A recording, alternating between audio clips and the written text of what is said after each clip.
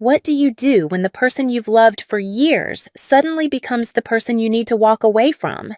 Jessica had spent a decade trying to make her on and off relationship with Tyler work, always apologizing, always putting him first.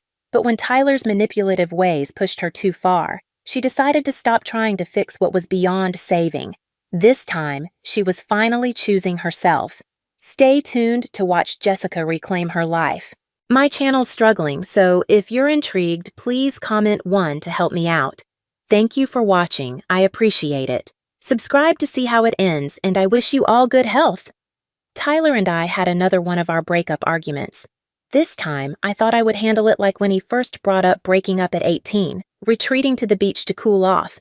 But when I arrived, the beach was too cold. Instead of seeking solace, I decided to head back. As I walked, I passed by a dessert shop. I figured I'd be too heartbroken to even think about eating, just like I had been when I was 20. But to my surprise, the desserts were so good that I ended up enjoying myself far more than I expected. By the time I got home, I thought I would do the same thing I did at 22, 23, and 24, fall into the old routine of begging Tyler to take me back after one of his usual breakup stints. But something felt different. I realized I had been assigned a business trip. A month went by quickly, and during that time, my career flourished. My focus shifted, and for the first time, I felt like I was truly moving forward. Then Tyler called, unable to hold back anymore. "Why haven't you called to apologize yet?" It was only then that I realized I'd forgotten to reach out to him. I hesitated, unsure of how to respond. "I'm sorry. I've been so busy lately that I forgot to contact you. How about we just break up for good?" My friends had been talking about Tyler planning to propose to me, and when I heard this, I almost didn't know how to react. Tyler, as usual, seemed indifferent. "I don't need to propose. Jessica will definitely marry me, and then I'll have Brittany as the maid of honor. She's been asking me about it for a while now." His emphasis on Brittany as the maid of honor made it clear that he cared more about fulfilling that request than actually marrying me. I took a sip of water, then spoke calmly.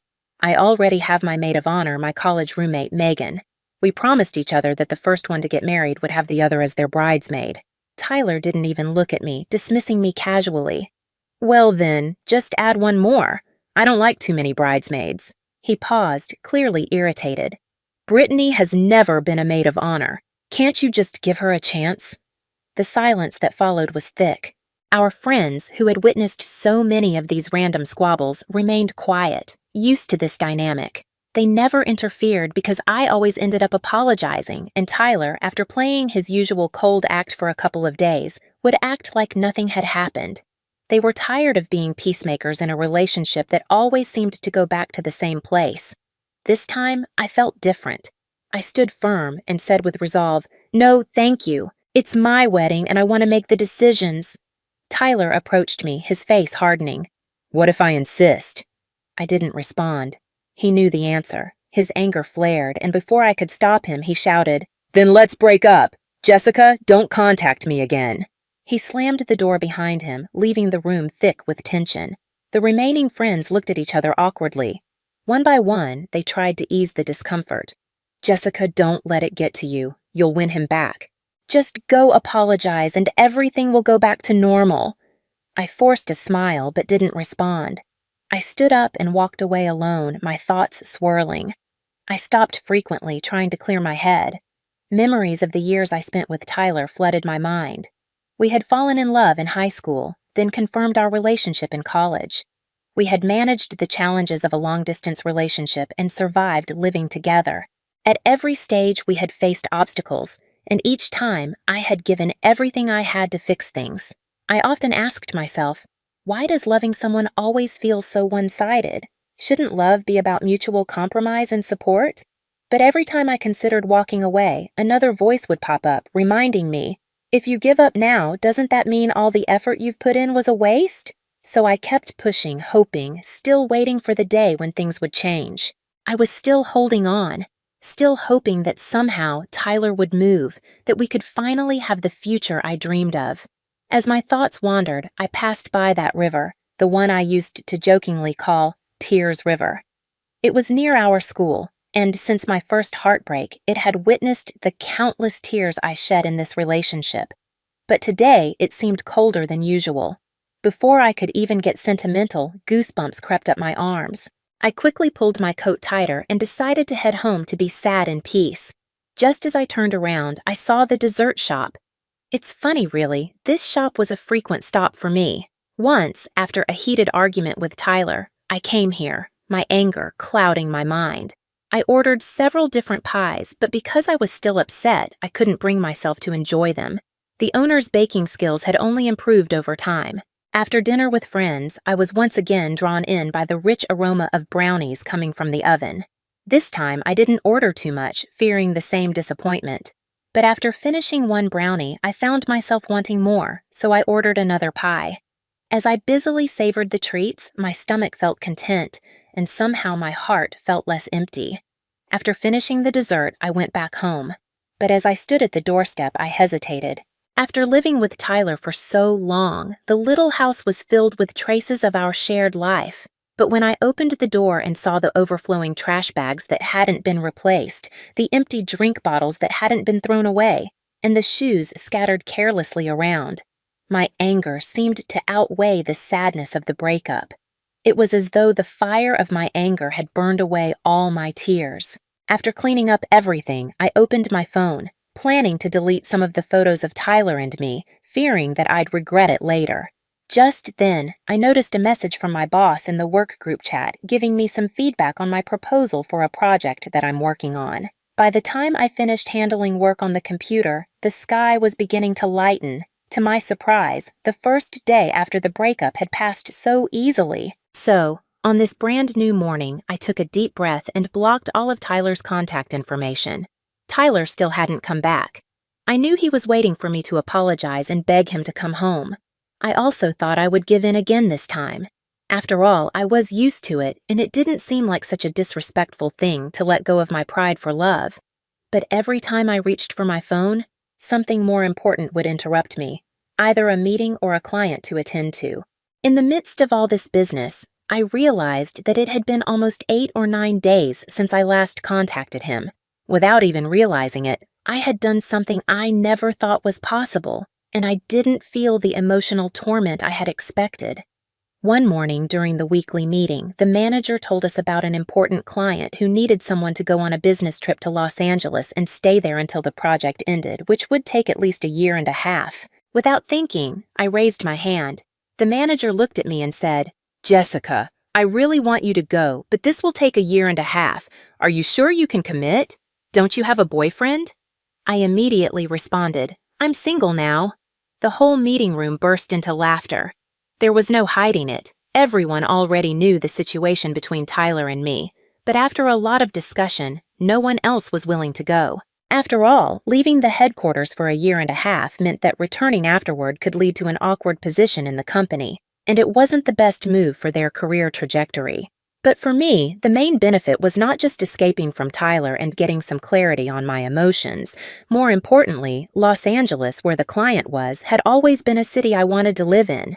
Tyler had always refused to leave here. For him, no place was more comfortable than staying here, so he never wanted to go. Even when I suggested a trip, he firmly refused to let me go to Los Angeles, and my friends joked that he was afraid I'd go and never come back. I could only laugh at that.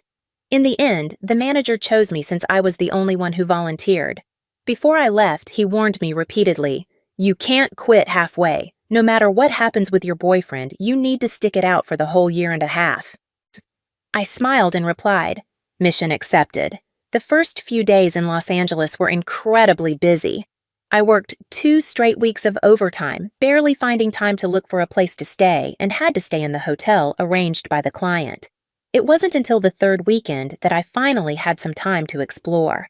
It was just as beautiful as I'd seen in the magazines, but being here in person, I could appreciate the many different aspects of its charm. I thought to myself, I really made the right choice by coming here. Here I was, a little surprised when I received a call from my mom. It had been over a year since our last argument when we parted on bad terms. Ever since I turned 25, they had been urging me to marry Tyler, and now at 30, they still hadn't seen any results. So they had secretly found Tyler's contact information in my phone and reached out to him. I could already imagine how harsh their conversation must have been, and sure enough, Tyler didn't speak to me for an entire month after that call. My mom has a really pleasant voice, but I never understood how she could say such uncomfortable and upsetting things. She asked, "You're not really planning to wait until you're 40 to get married, are you? My God, do you want me to become an old woman who can't walk before you have your wedding? You wouldn't be that cruel, would you?" I rolled my eyes, trying to stay calm. "Mom, even as an old woman, you'll still be healthy, maybe even faster than me."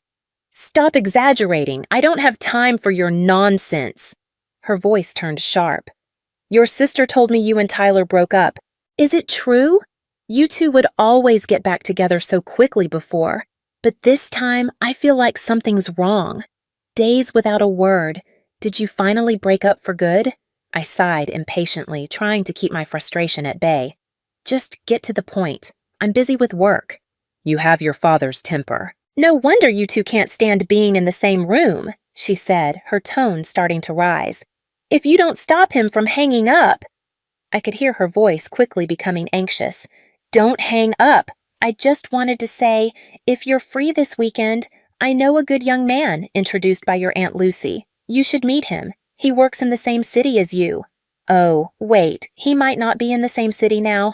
I forgot to mention, I switched cities for work." Her voice grew louder. "Why on earth did you change jobs again? You've always been like this, making decisions without telling me anything." I didn't want to argue again, nor did I want to make her upset. So, reluctantly, I asked, "Who's the person you want to introduce me to?" Her voice faltered for a moment, but then she continued. "Lucy says it's the son of your cousin's boss. I heard he has a good background. Would you consider it?" I could hardly believe she was saying this. The last time Aunt Lucy tried to set me up with someone, he turned out to be a robber. After I repeatedly refused, she even gave him my address. If Tyler hadn't shown up just in time that day, I don't know what would have happened. Later, I found out that the guy was the son of one of Aunt Lucy's clients. In an attempt to please him, Lucy didn't bother to vet the man and just sent my picture to him when he showed interest. She eagerly passed along my address without telling me a thing. I had no idea about any of this until after the fact. When I considered reporting it to the police, Aunt Lucy flat out refused to testify for me because she didn't want to offend her client. The matter was buried and nothing was done. I never expected this to happen again. If my mom were standing in front of me right now, I'd definitely be watching her carefully to see if she'd blush with embarrassment. I suppressed my anger and said, "I'm not going to agree to Aunt Luke's request." "You know what kind of person she is." Mom's voice continued through the phone. "Are you sure? Must you speak so sarcastically? It's just that the person Lucy introduced to you last year took advantage of you a little, and she cried and apologized afterward. He didn't know anything about him. Otherwise, why would she have introduced him to you?" I didn't feel like arguing anymore. "If you didn't know the situation, why would you still go ahead and introduce someone?" I said, trying to keep my tone steady. "Tell Lucy not to use me for favors. If she tries again, don't be surprised if I lose it on her. Don't blame me if she thinks I'm crazy next time." My mom's voice sharpened. "You're really ungrateful!" The moment I hung up, the world around me became quiet for the first time. I hadn't realized how beautiful silence could be. With newfound clarity, I focused on a project proposal, efficiently revising it and sending it off to the client. Moments later, I received a response with positive feedback, praising my work. I felt a small but solid piece of self-confidence forming within me. Relaxed, I casually posted on Instagram, "Wrapped up work, another easy day." The comments flooded in quickly. "Jessica, you're such a workaholic now. We've been trying to meet up for a week and turns out you've been buried in work at home." "Girl, you're too busy with work. Someone's about to steal your boyfriend. You know that?" "Why haven't you taken down your breakup post yet? Don't tell me you guys haven't made up." "Maybe you didn't try hard enough to surprise Tyler this time. You haven't gone to beg him back?" I replied to each one, "I'm on a business trip. Let's meet when I'm back." "I don't have a boyfriend who's there to steal. I'm not getting back with him." As soon as I finished typing, my phone rang. It was Anna, one of our mutual friends I used to hang out a lot with Tyler. "Hey, Jessica, what are you up to?" "Work. Been busy lately." She hesitated for a moment before lowering her voice.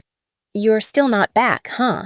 I stopped by your place the other day and knocked, but you weren't there. I'm in LA, won't be back anytime soon. She quickly said, I haven't seen you in a while. I wanted to catch up. I have time now if you want to chat.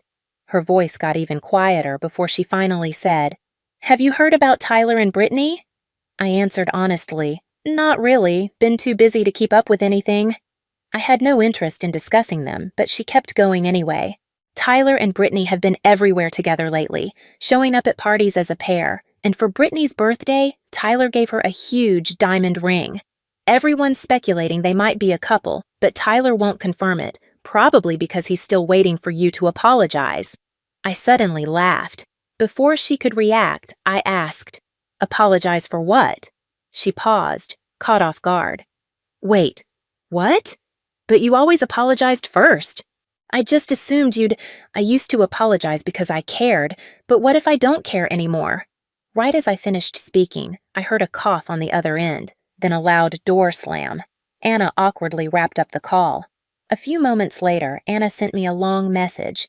She started by apologizing for what happened, then talked about Tyler and Brittany, and finally ended with, Tyler definitely regrets it. He's been crashing at my place for 3 days, pestering me until I finally agreed to call you. He doesn't even like Brittany that much, but I still feel bad for you, Jessica.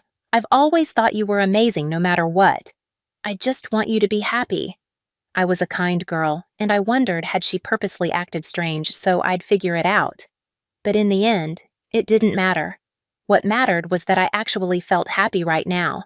That afternoon, the first blocked call appeared on my screen. Tyler. It was almost laughable. I had been gone for nearly a month, and this was the first time he had called me, only after his little test through Anna had failed. For the first time, I looked back at the past years with Tyler and thought none of it was worth it. Then a text message popped up from an unknown number. Jessica, where did you put my suitcase? So this is how the man I loved for more than 10 years will act in this situation. No emotion, no hesitation, no regret. Even now, he couldn't lower his pride. Even with such a flimsy excuse, he had to sound arrogant, as if saying one kind word to me might kill him. I didn't respond, but later that night, after a long evening meeting, I had a brief moment of weakness and picked up his call. Through the phone, Tyler's familiar voice came through low and slightly hoarse. Where are you? In my office. Why did you block me? I answered calmly. Because we broke up. His voice rose slightly. So breaking up means you have to block me? We've broken up so many times before. Why didn't you block me then? I replied just as smoothly. How do you know I didn't? In all our past breakups, did you ever try calling me? Wasn't it always me apologizing and begging to get back together? He repeated the question. Where you? It was the end of the workday, and my colleagues were passing by saying their goodbyes. I got distracted returning their greetings, completely forgetting Tyler was still on the line. After a long moment, I realized the call hadn't ended. I said, Hello? His voice came through softer now. This is the first time you've ever ignored me. I didn't have a response because he was right, but I also didn't need to justify myself anymore. Tyler continued, Did you move to Los Angeles? I answered without hesitation. Yeah, I'm here for work this time. His voice dropped noticeably. You never used to take business trips. You always said if you left there'd be no one to take care of me. You always put me first. I wanted to laugh. I also wanted to cry. A wave of emotions crashed over me and I told myself, Jessica, you spent years putting a selfish person first. Now it's time to put yourself first.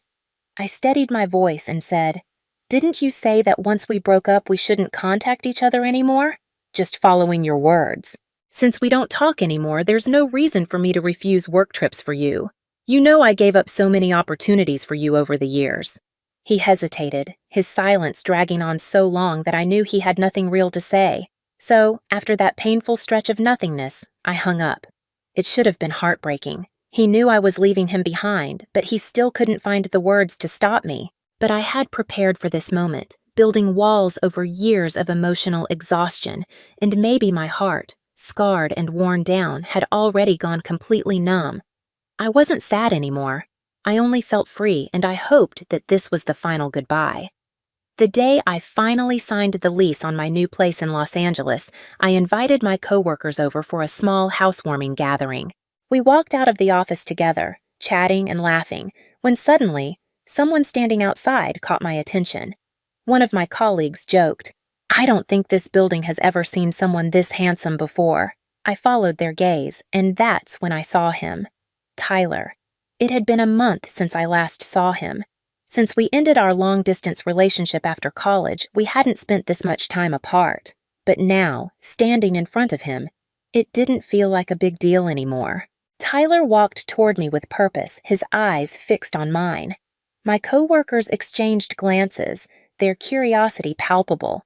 One of them, sensing the tension, cleared their throat and said, "Looks like Jessica's busy tonight. Let's reschedule." For the first time, I realized that sometimes being too perceptive isn't always a good thing. Tyler didn't seem to mind, though. He took a moment to politely greet them, and once they were gone, he turned back to me. He stared at me for a long while before finally asking, "Jessica, why haven't you come back to me yet?" I felt completely drained. I had spent years pouring everything I had into this relationship, nurturing it, sustaining it, trying to keep it alive. Yet somehow, I had created a lover who was emotionally incapable of love. He had chased me across the country. He had shown up in front of me. He had every chance to apologize. But instead of asking for forgiveness, instead of making things right, he was standing here, demanding to know why I hadn't crawled back to him. "Why haven't you come back to me? Why do I have to be the one to come back? Why should we get back together at all? Does one apology in a relationship mean I have to keep apologizing forever? Hadn't I spent years loving fiercely, fighting hard, sacrificing everything? Also, could I have respect, love, and devotion in return?" I exhaled slowly and met his gaze. "Because I don't want to." In that moment, I realized something. I had won not just my self-respect, not just my dignity, but the version of myself I had lost over time. Tyler opened his mouth, but for a long while, nothing came out. Finally, he asked, "Why?" "Because I'm exhausted, Tyler. I never know when the next breakup is coming. I never know what meaningless reason it will be over next time. I feel so alone, like I've spent this entire relationship chasing after you, always trying to catch up, always running after something that was never truly mine. And somewhere along the way, I lost myself. Do you understand what I'm saying, Tyler? It wasn't until after we broke up that I realized just how full my life could be. I no longer had to be afraid of fights that could erupt at any moment. I no longer had to brace myself for another inevitable breakup. I no longer had to walk on eggshells, constantly worried about when the next storm would hit. For the first time, I was my own center of gravity. I was in control of everything, and it felt incredible. Tyler looked at me and asked, "You don't love me anymore?" He was taller than me, which always made direct eye contact a challenge, but this time, I barely had to tilt my chin upward to see the helplessness in his eyes. 10 years. It took 10 years for this proud man to finally lower his head to me, even if just a little. "I guess not anymore," I said it coldly. He took a step forward, reaching for my hand, but I instinctively stepped back. That small movement hurt him. For the first time, I saw raw sadness in his eyes. "You're avoiding me?" I let out a quiet laugh. "Do you remember how I used to beg you to take me back?" Tyler had always been arrogant. He had grown up being adored, never needing to lower himself for anyone. Even in our relationship, I was the one who pursued him first. Maybe from that moment on, our fate had already been scripted. He had dumped me so many times because of Brittany, his childhood friend, and every time I bent over backward to keep him. I even bought Brittany gifts just so she wouldn't hate me, just so Tyler wouldn't leave me over her. Now, looking back, I could barely stomach the memory. It was humiliating. I had no self-respect, no self-love. Hearing my words, Tyler froze. For a long time, he said nothing because he knew it. He knew that in this relationship, I had never been treated with dignity. "Tyler, before you ask someone else a question, ask yourself first. What do you mean before asking me if I ever loved you? Ask yourself, did you ever love me?" I left him standing there, and then I walked away. I didn't look back. Some things in life only feel truly liberating once you finally have the courage to do them, like realizing how good it felt to leave Tyler far behind.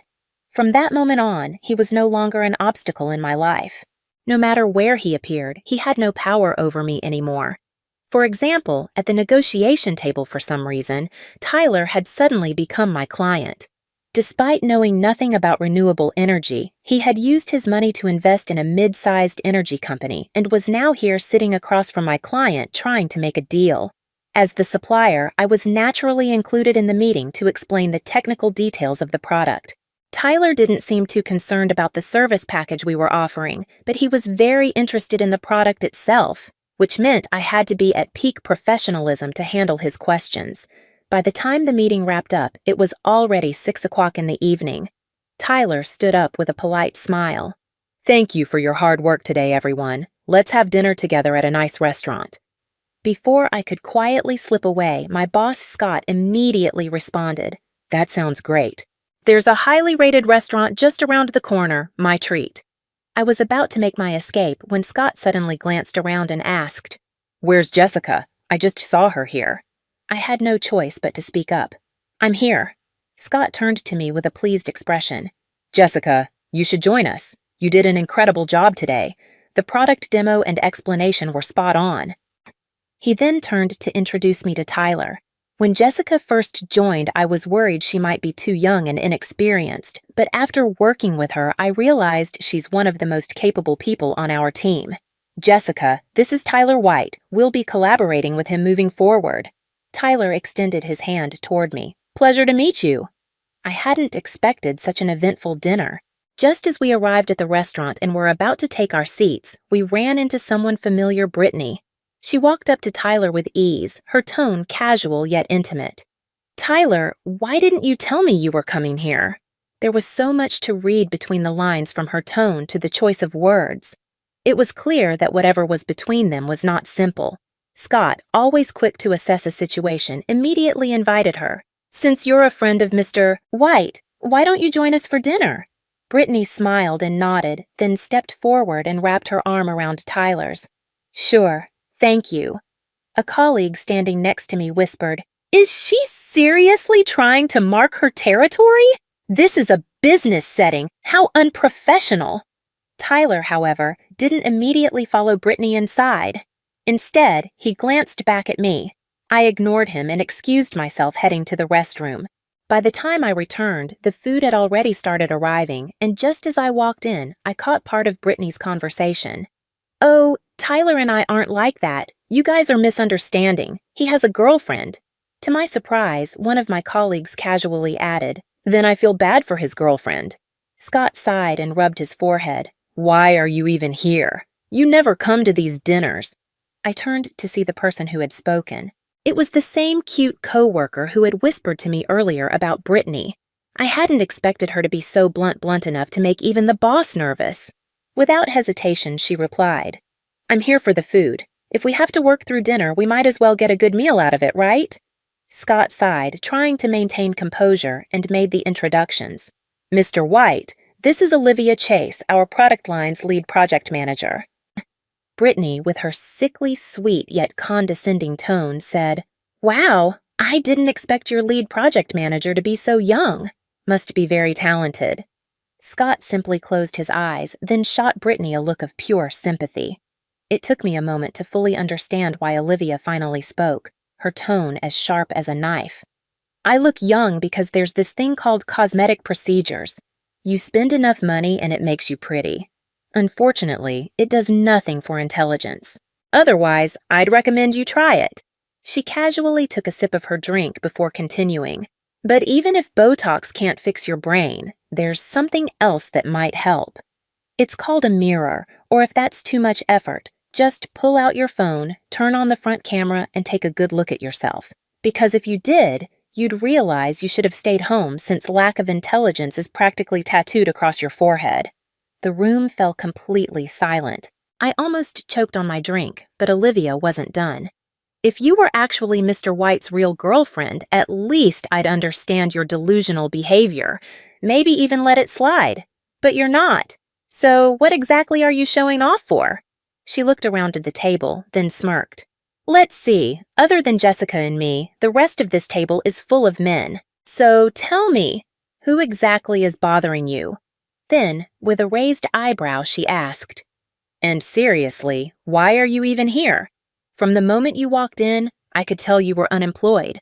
What kind of jobless freeloader just happens to show up at a business dinner, conveniently bumping into an old friend who invited you? With a final bite of food, she calmly wiped her mouth, then turned to Scott. Scott, that last question was the most important one. They leave the mess to you now, but I expect an answer. This could determine whether we reconsider partnerships with certain companies. With that, she grabbed her bag, took my hand, and said, All right, everyone, we're heading out. Enjoy your meal. She shot Scott a playful wink, then dragged me away at full speed. Olivia happened to live in the same neighborhood as me. It was close to our office, which was why so many of our colleagues rented places nearby. As we walked, I kept thinking about how to tell her the truth that Tyler was my ex. She had been so fiercely protective of me tonight, standing up to Brittany and even dragging me out of that awkward dinner. I couldn't keep lying to her.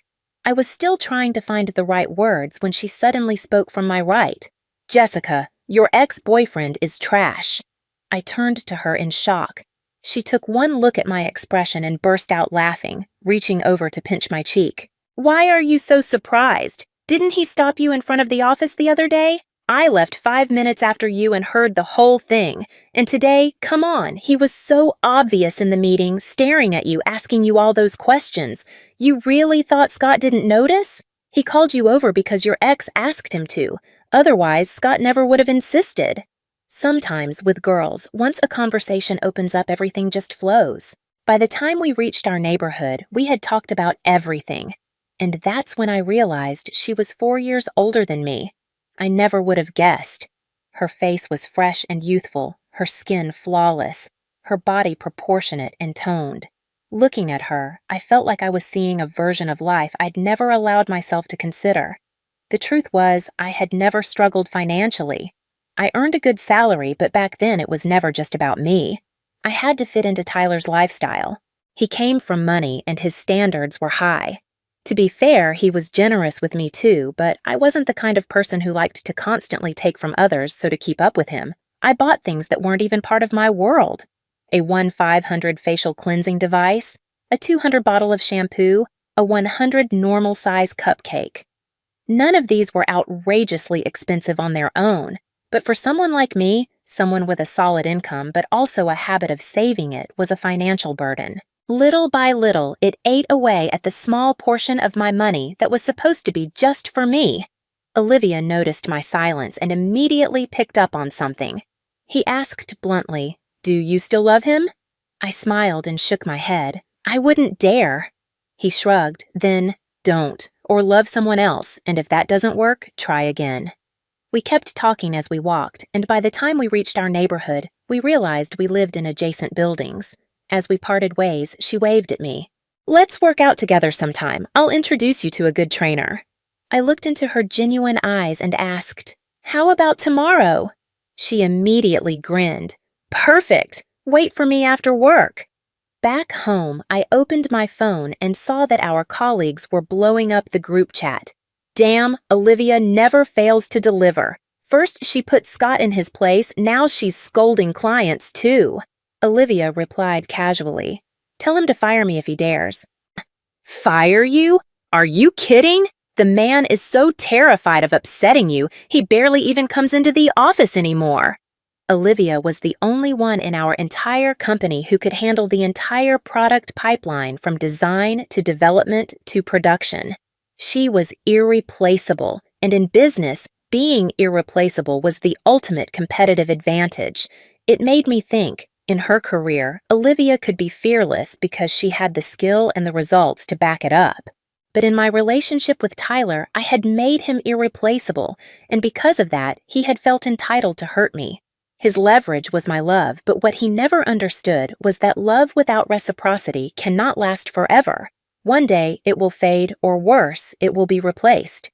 Remember that, Tyler. Scott barely stayed mad for half a day before Olivia's new product line went live and completely won him over. He practically ran to her office beaming.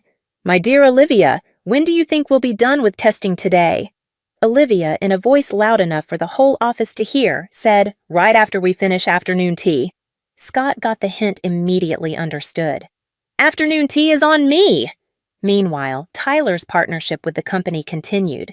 He seemed particularly interested in Olivia's new product line, showing up twice to observe. Scott paired me up with Olivia to present the product to him. Olivia rolled her eyes but said nothing.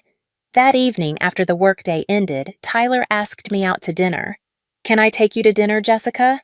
Honestly, I had no interest in entertaining him, but I remembered what Olivia had told me. Toxic relationships should be cut off quickly, like a clean wound. I was glad I had taken her advice because that night I finally heard Tyler say something I never thought I'd hear, an apology. Sitting across from me, his eyes red, he whispered, I'm sorry, Jessica. I hurt you. Can you forgive me? I swear I'll never suggest breaking up again. If you agree to marry me, we can get married immediately. Who would have thought that the marriage proposal I had begged for, dreamed of, cried over for 10 years was finally here? And yet all I could think was how ridiculous it was. A year ago, even just a few months ago, I would have been ecstatic. But now it seemed absurd. This time, I asked him the question, why do you want to marry me, Tyler? His answer came immediately. Because I love you, Jessica. I can't live without you. The time we've been apart made me realize that you were like air to me. I never noticed it before, but the moment I lost you, I couldn't breathe. What a grand and noble declaration. If only I could feel his sincerity. But isn't love something that should be felt, not just spoken? Otherwise, wouldn't every hollow confession ring true? I looked at him, his eyes filled with nothing but me. Tyler, do you know what you taught me? He stared, waiting. I smiled. You taught me that no matter who you lose, you can still live just fine. I picked up my phone, slipped it into my pocket, and stood up. Still smiling, I said, I'm giving you this lesson today. You can take your time learning it, starting with this dinner all by yourself. I turned and walked away. This time, I didn't glance back, not in the mirror by the door, not in the brief moment before turning away. I didn't care what his reaction was. For the first time, I was free. And it had only taken me 6 months to be reborn. All wounds heal with time. They scab over, and then one day they become nothing more than a faint mark on your skin, a reminder of what was but no longer hurts. 2 years later, the product line Olivia and I developed was finally profitable. Every minute, new earnings were being logged. Between meetings, Olivia leaned over and asked, Coffee this afternoon? There's a place with an amazing cappuccino. I glanced at my unfinished work and smiled. Oh, pass. She wasn't giving up that easily. Fine, but you are coming to meet the guy I set you up with, right? I raised an eyebrow. Wait, this is about a date? She grinned. Of course. He's a friend of mine, super cute, 1 year younger than you. I opened my mouth to refuse, but before I could, she narrowed her eyes. You're not actually thinking about getting back with Tyler, are you? Olivia had never hidden her disdain for Tyler, even after all these years, even after our successful partnership. She still worried that I might fall back into my old ways. I laughed, shaking my head. Fine, go ahead. I like cute guys. He sounds promising. Turns out, he really was cute, not just good-looking, but full of life, effortlessly charming. Even Tyler would have felt inferior standing next to him. One evening, he was dropping me off at the office when we ran straight into Tyler. Tyler froze, then disappeared for 3 days. Olivia smirked. He's home nursing his wounds. Good. Let him, after all. I healed mine on my own, and I had better things to do, like go on my next date. What do you do when you finally realize that all the love you've given, all the sacrifices you've made, were never really reciprocated? Do you keep giving, hoping for change, or do you finally choose yourself? For years, Jessica had poured everything into her relationship with Tyler, constantly begging for his affection, chasing after a love that was one-sided. But after their latest breakup, something shifted.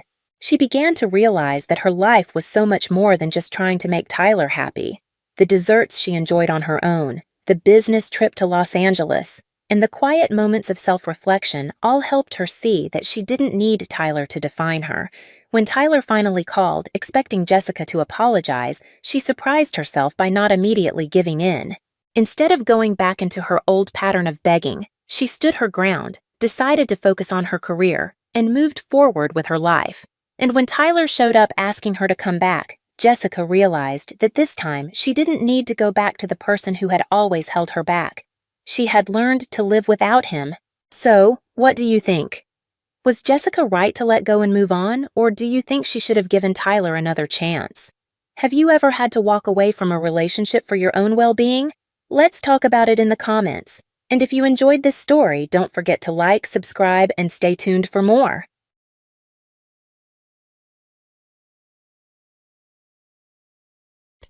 The fluorescent lights of the hospital room flickered, casting long shadows that seemed to dance on the walls. I was propped up in my bed, a myriad of tubes and monitors attached to me, when Ethan walked in. His gait was confident, almost too confident for someone who was supposed to be recovering from major surgery. My surgery. The surgery where I had given him a part of me, quite literally, to save his life. "Laura, we need to talk," Ethan began, avoiding my gaze. His voice was steady, but there was an undercurrent of unease. I nodded, bracing myself for what was to come, but nothing could have prepared me for his next words. "I think we should get a divorce." The words hung in the air, heavy and suffocating. I felt as if the ground had been yanked from under me. "What?" I managed to choke out, my voice barely above a whisper. Ethan finally met my gaze, his eyes cold and detached. "Look, Laura, you can't take care of the house or me anymore. This situation has made it clear. You're not the partner I need." I was stunned into silence. The man who stood before me, the man I had loved and cared for, seemed like a stranger. "But I just gave you part of my liver. I saved your life."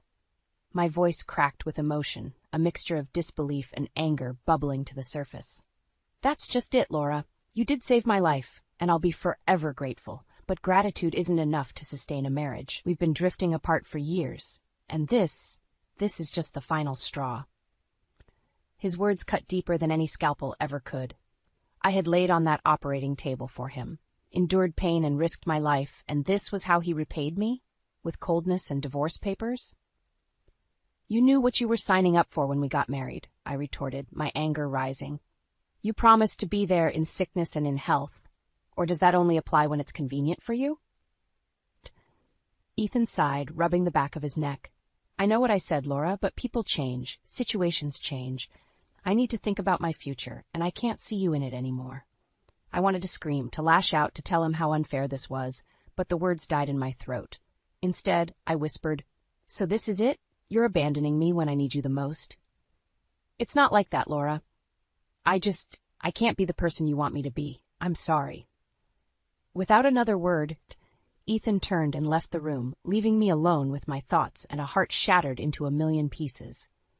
As the door clicked shut, a bitter laugh escaped my lips. The irony of it all wasn't lost on me. Ethan, the man who couldn't bear the thought of caring for his sick wife, was alive because of me. And now he was walking away, free to live his life, while I lay here, broken and betrayed. In that moment, a fire ignited within me, burning away the remnants of my affection for Ethan. He wanted a divorce? Fine. But I wouldn't make it easy for him. I would fight back, and I would make sure he regretted this day for the rest of his life. The days turned into weeks, and the hospital room felt more like a prison than a place of healing. Each day blended into the next, marked only by the visits from doctors and the occasional obligatory check-in from Ethan's family, who seemed more concerned with his well-being than mine. It was during one of these long, lonely afternoons that I found myself reflecting on the past, on how Ethan and I had arrived at this painful juncture. Our story began at the small publishing firm where we both worked. Ethan, with his keen insight into political affairs, and I, a hopeful comic artist, found ourselves drawn together by our shared ambition and love for the written word. Our relationship blossomed quickly, fueled by late-night discussions about our dreams and aspirations. Ethan was charming, passionate about his work, and seemingly devoted to me. When he proposed, it felt like a dream come true. However, the dream began to crumble soon after our wedding. Ethan's career took off, and he became consumed by his work, leaving me to manage the household alone. Our conversations, once filled with mutual respect and understanding, turned into heated debates about my role in our marriage. "You knew what you were getting into when you married me, Laura," Ethan would say whenever I voiced my loneliness or dissatisfaction. "I need a partner who supports my career, not someone who needs constant attention." I remember trying to express how isolated I felt, only to be met with dismissal. "Laura, you're overreacting. We're doing fine. You just need to find something to keep you busy," he'd respond, his eyes glued to his phone or laptop, never really seeing me. The realization that Ethan saw me more as a convenience than a partner was a bitter pill to swallow. I threw myself into my comics, pouring my heart and soul into the panels, trying to fill the growing void between us. My characters lived vibrant, fulfilling lives, stark contrasts to my own, which seemed to be shrinking with each passing day. It was during a family gathering that Ethan's mother, perhaps sensing my growing despair, pulled me aside. "Laura, I'm sorry. Ethan has always been driven, but you don't deserve to be pushed aside. You're family now, and we're here for you, even if he's not." Those words, meant to comfort, only deepened my sense of failure. How had my life become a series of apologies and excuses for the man I loved? Our marriage, once the source of my happiness, had become a facade. I was living with a man who valued his career and social standing more than our relationship, a man who believed my sacrifice and support were simply parts of the role I had agreed to play. The love and partnership I had once believed in had dissolved into a business arrangement, one that Ethan was now seeking to terminate because I had become an inconvenient liability. As I lay in the hospital bed staring at the sterile white walls, I realized that Ethan's request for a divorce wasn't just the end of our marriage, it was my chance to reclaim my life. No longer would I be the silent supporter, the convenient wife. I would fight back, not just for the sake of revenge, but to regain my dignity and self-worth. Ethan thought he could discard me after everything I had done for him, after I had literally given a piece of myself to save his life. But I would show him that I was more than just a caretaker, more than just his wife. I was Laura Barnes, and I would not be underestimated. The resolve that had sparked in me the day Ethan walked out of my hospital room had now turned into a roaring blaze. I was ready to face whatever came next, armed with the truth and a newfound strength that Ethan had never seen. The day Ethan was diagnosed with cirrhosis was the day our fragile semblance of a marriage was put to the ultimate test. I remember the cold, clinical tone of the doctor as he explained the severity of Ethan's condition. "Without a liver transplant, Mr. Barnes's prognosis is very poor," he had said, his gaze shifting between Ethan and me. Ethan's reaction was one of sheer denial. There must be some mistake. "I feel fine," he protested, but the evidence was irrefutable. The lifestyle he had led, the endless work events accompanied by heavy drinking, had taken their toll. It was then, in the stark, impersonal hospital room, that Ethan turned to me with a desperation I had never seen in him before. "Laura, you're my only hope. Please, I need you." The weight of his plea hung heavily between us. Despite everything, the part of me that had loved him, that still cared for him on some level, couldn't turn away. "If I'm a match, I'll do it," I said, the words tasting like ash in my mouth. The tests confirmed that I was indeed a suitable donor, and the surgery was scheduled. The days leading up to it were a blur of paperwork, medical consultations, and a profound sense of loneliness. Ethan's family thanked me, their gratitude genuine, yet tinged with the unspoken acknowledgement of Ethan's role in his own predicament. "Thank you, Laura. You're doing a brave thing," Ethan's mother had said, her eyes wet with unshed tears. But Ethan's response was markedly different, almost indifferent, as if he considered my sacrifice a mere transaction. "You're saving my career, Laura. I won't forget this," he had said, but the warmth I had once felt for him was gone, replaced by a hollow emptiness. The surgery itself was a success, at least for Ethan. He recovered quickly, buoyed by the prospect of returning to his life, his career. I, on the other hand, faced complications. The physical pain was nothing compared to the realization that Ethan viewed my suffering as a necessary inconvenience, a stepping stone on his path to recovery.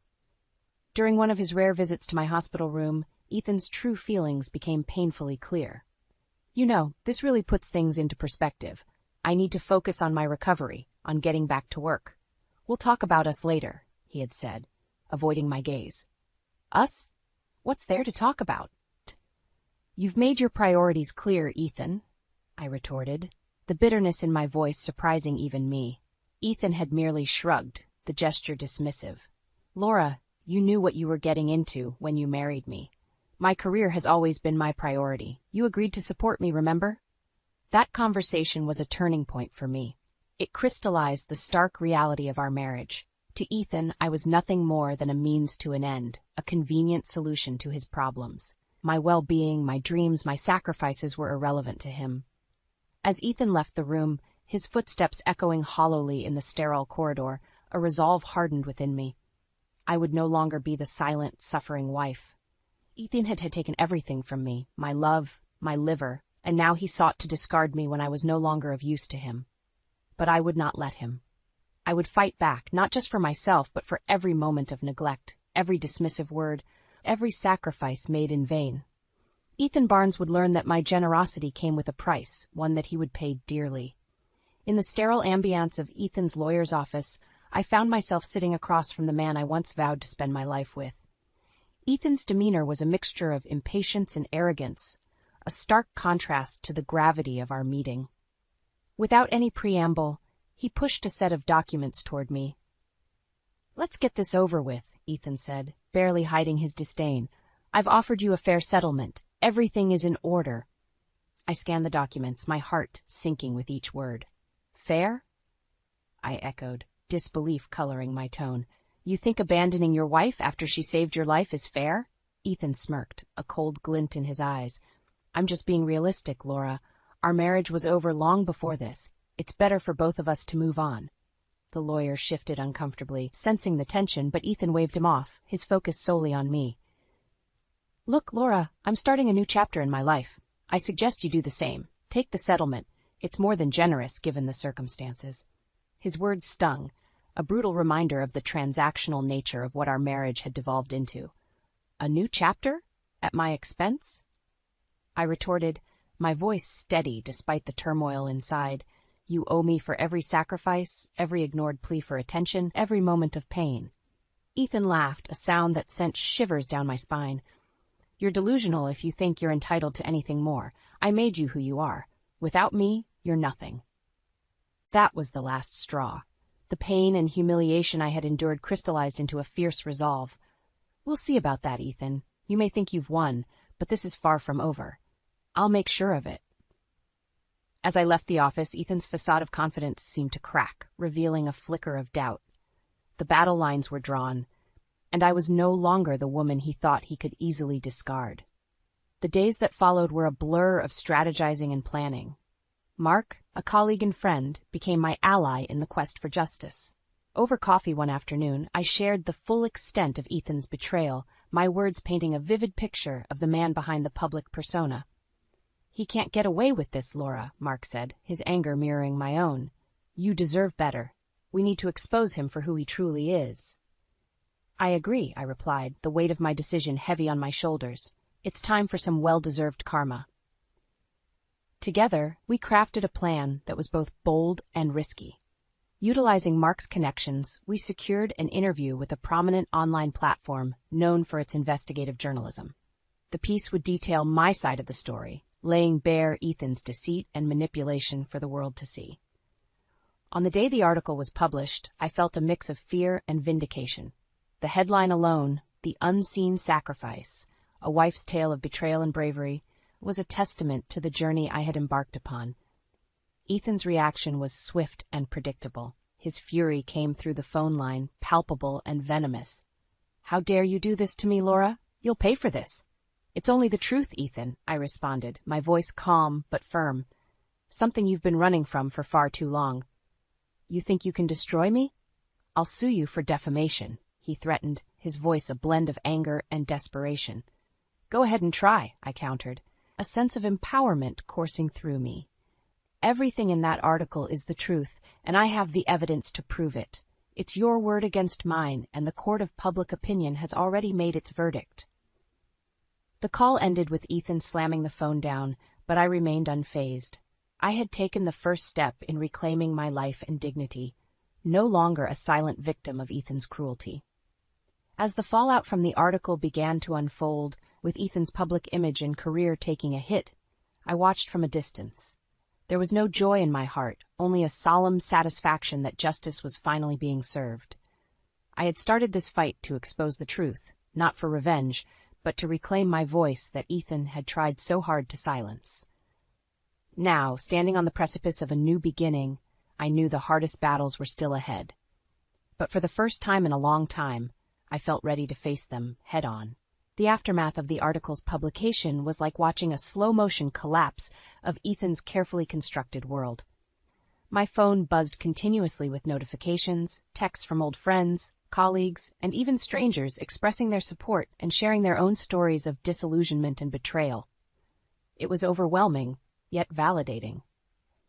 Ethan, on the other hand, found himself in the eye of a storm he could no longer control. The first crack in Ethan's armor appeared publicly when a video of him confronting a journalist went viral. His anger, usually so well masked by charm and wit, was on full display for the world to see. "Why don't you tell the real story about how Laura is trying to ruin my life?" Ethan spat at the journalist, who merely replied, "We're just interested in the truth, Mr. Barnes." The truth. A concept so foreign to Ethan, it seemed to enrage him further. His tirade continued, unaware of the cameras recording every word, every gesture of disdain. This was not the Ethan the public knew and admired. This was the man I had lived with, fought with, and ultimately left. As Ethan's public persona unraveled, I received a call from Mark, his voice tinged with excitement and anticipation. "Have you seen the latest? Ethan's self-destructing. Your story has opened the floodgates. People are coming forward with their own experiences." I hadn't anticipated the breadth of the impact. I said, trying to keep my voice steady. "It's more than I expected. I just wanted to share my story, not this." Mark was quick to reassure me. "Laura, you did the right thing. Ethan's true colors needed to be exposed. The world needed to see him for who he really is." As Ethan's life spiraled, his attempts to regain control became more desperate and pathetic. Sponsors withdrew their support. His social media became a battleground, and his professional engagements dried up. The man who once held the power to sway public opinion was now a pariah, his words dissected and discredited. The culmination of Ethan's downfall came one evening when I saw him pleading his case on a low-rated talk show, a far cry from the influential platforms he once frequented. "I've been misrepresented," Ethan claimed, his voice lacking its usual conviction. "This is a coordinated attack on my character." But the host was unsympathetic. "The evidence suggests otherwise, Mr. Barnes. Your actions, your words, have led us here. It seems you are your own worst enemy." Watching Ethan flounder, I felt a complex mix of emotions. There was no satisfaction in seeing him destroyed, no joy in his suffering. What I felt was a somber recognition of the inevitable conclusion to a story that had started the moment Ethan chose his ambition over our marriage, his ego over our partnership. The chapter closes not with a celebration of victory, but with a quiet contemplation of the cost of truth. Ethan's downfall was a public spectacle, but for me, it was a deeply personal closure to a chapter of my life that had brought me to the brink. I turned off the TV and looked around my quiet apartment, the noise of Ethan's downfall fading into the background. It was time to move forward, to rebuild not just my life, but my sense of self. Ethan's legacy would be one of caution and regret, but mine was still unwritten, and with each passing day, I was finding the strength to write a new chapter, one defined by resilience, dignity, and an unyielding pursuit of truth. Ethan's downfall from grace wasn't just a spectacle. It became a cautionary tale whispered within the corridors of power and across social media platforms. His attempts to salvage his reputation only dug his grave deeper, each denial and accusation against me serving to alienate him further from the court of public opinion. A few weeks after the tumultuous interview, Ethan reached out to me directly for the first time since the article's publication. His voice, once confident and commanding, now carried a note of desperation. "Laura, please," Ethan pleaded over the phone, "we need to talk. This has gone too far. Can't we just meet and sort this out?" His words, meant to sway, only served to remind me of the countless times his promises had fallen flat. Sort this out? I echoed, my tone incredulous. Ethan, there's nothing left to sort. You made your choices. But I'm losing everything, Ethan stammered, the facade of the unflappable commentator crumbling. Can't you see? This vendetta of yours is destroying me. I paused, weighing my response. This isn't a vendetta, Ethan. It's accountability, something you've avoided for far too long. Ethan's reply was a mix of anger and pleading. I'll make it right, Laura. Just help me stop this madness. Stop it, I replied, a resolve strengthening within me. Ethan, the only madness was thinking you could treat people the way you did without consequence. You're on your own. The call ended with a click, and I was left with the silence of my apartment, a stark contrast to the turmoil Ethan was facing. His empire, built on charisma and manipulation, was now just ruins, his legacy tarnished by his own actions. The weeks that followed saw Ethan's public appearances dwindle to nothing. The few platforms that once vied for his insights now shunned him, his name becoming synonymous with betrayal and deceit. Even his social media, once a battleground of support and condemnation, went silent, as if the world had moved on, leaving Ethan Barnes a mere footnote in a relentless news cycle. But the true extent of Ethan's downfall was brought home to me one evening when Mark called, his voice somber. Have you heard? Ethan's been let go from his consultancy. Apparently, the firm wants to distance themselves from any controversy. I hadn't heard, and the news left me with a complex knot of emotions. Ethan had built his career on being the voice of reason, the insightful commentator who could unravel complex political landscapes with ease. Now he was voiceless, his fall from grace complete. It's a shame, I found myself saying, not just for Ethan, but for all that had been lost along the way. He had potential, Mark. He just lost sight of what was important. Mark agreed, the conversation drifting to other topics, but my thoughts remained on Ethan. In his relentless pursuit of success, he had sacrificed everything, including those who cared for him. His downfall was not just a failure of character, but a warning of the price of ambition unchecked by empathy or responsibility. As I hung up the phone, the finality of Ethan's situation settled over me. There was no joy in his loss, no sense of victory in his defeat. Instead, there was a quiet acknowledgement of the inevitable outcome of a life lived at the expense of others. Turning away from the window, I realized that while Ethan's story might have ended, mine was just beginning. Freed from the shadow of his deceit, I could finally start anew, building a future on my terms, defined not by the pain of the past, but by the promise of tomorrow.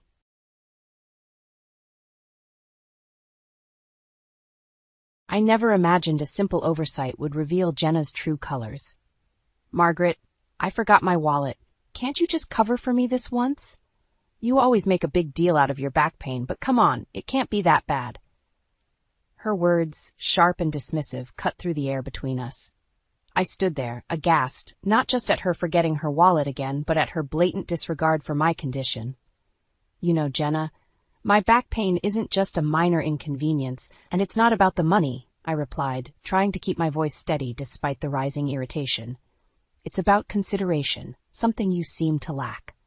Jenna rolled her eyes, a gesture so dismissive it sent a wave of anger through me. Oh, please, Margaret, you're overreacting. It's just lunch. I'll pay you back, she said, her tone implying the conversation was beneath her. This wasn't the first time Jenna had shown such disrespect. Since marrying my son Lucas, she had become increasingly brazen in her selfishness. I had hoped, for Lucas's sake, that she would change, but it was clear she saw no issue with her behavior. Arthur, my husband, always advised patience. Give her time, Margaret, she'll come around. But as we walked out of the cafe, me having paid for our meals, I couldn't shake the feeling that Jenna's actions were a glimpse into a much darker side of her character. The drive home was silent. Arthur seemed to sense my frustration, choosing not to speak. I appreciated his understanding, but part of me wished he would share in my indignation. After all, Jenna's behavior affected us both. Upon arriving home, I found solace in my garden, a place where I could find peace and think. Yet, Jenna's words lingered, a bitter aftertaste that no amount of gardening could wash away. Later that evening, as Arthur and I sat down for dinner, he finally broke his silence. Margaret, perhaps Jenna didn't mean it the way it came out. You know how she is, always speaking before thinking. I looked at him, a mix of disbelief and sadness in my eyes. Arthur, when will it be enough? When will we stop making excuses for her? She's not just thoughtless, she's cruel. Arthur sighed, a deep, weary sound. I know, Margaret, I know, but she's Lucas's wife. What can we do? The question hung in the air between us, unanswered. We finished our meal in silence, both lost in our thoughts.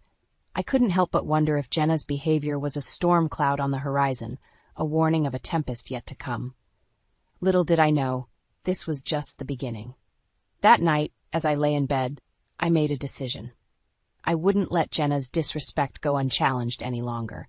For the sake of my family, I would have to find a way to expose her true nature to Lucas. He deserved to know the kind of person he had married. But as I drifted off to sleep, I couldn't shake the feeling of dread that settled in my heart. What would this revelation cost us all? This confrontation with Jenna at the cafe was a pivotal moment, the spark that ignited my resolve. It was time for action. But first, I needed proof. I needed to show Lucas not just the disrespect she had shown me, but the full extent of her selfishness and cruelty. And so, my plan began to take shape. The sound of laughter and the clinking of coffee cups often take me back to when Arthur and I first met, in a small cafe not unlike the one Jenna and I had just left. It was a simpler time, a moment in my life filled with hope and the sweet promise of new love. I remember when this cafe was just a bookstore. Arthur mentioned one lazy Sunday afternoon, our hands entwined across the table. It's where I bought your first birthday present. I smiled, the memory bright in my mind, a collection of poems. You said it was because every time we talked, it felt like poetry. Arthur chuckled, a sound that warmed my heart. And you told me it was the most thoughtful gift anyone had ever given you. Those early days were filled with such tenderness, a stark contrast to the tension that now threaded through our daily lives. Jenna's presence in our family had brought strife where there once was harmony. Our son Lucas, once so vibrant and full of life, had grown quieter, more withdrawn. I often wondered if he sensed the growing storm, if he saw the cracks in the facade of his marriage. "Dinner's ready," I called out one evening, breaking the silence that had settled in our home. Lucas and Jenna joined us at the table, the air thick with unspoken words. As we ate, I tried to steer the conversation towards happier times, hoping to bridge the gap that had formed between us. "Do you remember the trip we took to the lake house?" I asked, looking towards Lucas. "You caught your first fish, and you were so proud." Lucas smiled, a flicker of the sun I knew. "Yeah, I remember. Jenna, you would have loved it. The lake was so peaceful." Jenna, uninterested, barely looked up from her plate. "Sounds boring. I prefer the city, more to do, more to see." Arthur attempted to smooth over the awkward moment. "Well, perhaps we can plan a trip to the city then. Make some new memories." Jenna scoffed. "With what money? You know Lucas and I are saving up, unless of course you're offering to pay for it." The blatant rudeness of her remark left me speechless. Lucas, too, seemed taken aback, but he said nothing, a silence that spoke volumes. Arthur, ever the peacemaker, simply nodded. "We'll see what we can do." The meal ended quickly after that, the unspoken tension finally breaking as Jenna excused herself, claiming a headache. As the dishes were cleared away, Lucas lingered at the table, a rare moment alone with his father and me. "Mom, Dad, I'm sorry about Jenna. She's been under a lot of stress lately," he said, his voice low. "We understand, Lucas, but it's important she respects your family," Arthur replied, his tone firm yet gentle. Lucas nodded, a troubled look on his face. "I know. I'll talk to her." But as he left the room, I couldn't help but wonder if words would be enough to mend what had been broken. Jenna's disdain for our way of life, her blatant disrespect for the values we held dear, had driven a wedge between us all. It was clear that something had to change. I could no longer sit back and watch as Jenna tore our family apart with her selfishness and greed. The question was, how could I protect my family from the storm that was Jenna, without losing them in the process? As I pondered this, I realized the answer lay in the past. Just as Arthur and I had built our family on a foundation of love and understanding, so too would we need to return to those values to save it. But first, Jenna's true nature had to be exposed, and for that I would need to be patient, watchful, and above all, clever. Arthur's workshop was his sanctuary, a place where he retreated to craft and repair, a hobby that brought him peace. It was there I found him, sanding down a piece of oak that would soon become a bookshelf for our living room. "Arthur, we need to talk about Jenna," I began, my tone more serious than I intended. He paused, looking up with a sigh. "What's she done now? It's not just one thing. It's everything. Her demands, her disrespect. It's like she's testing us, seeing how much she can get away with." Arthur set down his tools, giving me his full attention. "I know, Margaret. It's been hard on all of us, but what can we do? Lucas loves her." "But at what cost?" I countered. "We taught Lucas to be kind, to be generous. But Jenna, she takes advantage of those qualities. And it's not just us. I've heard things from the neighbors, from friends. She's not just unkind to us." Arthur nodded, the weight of the situation pressing down on him. "What do you suggest we do?" "We need evidence, something to show Lucas, to make him see her for what she truly is." "And how do you propose we do that?" "I'm not sure yet, but I'll find a way." The opportunity presented itself sooner than I expected. Jenna's birthday was approaching, and despite everything, we decided to throw her a small party. It was a chance to extend an olive branch, perhaps mend some fences. The day of the party, Jenna arrived late, her entrance grandiose and unapologetic. "Sorry I'm late, but you know, the salon had a long wait. You don't mind, do you?"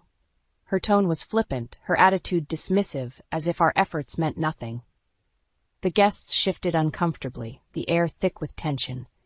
As the evening progressed, Jenna's true nature began to show. She criticized the food, the decorations, even the guests.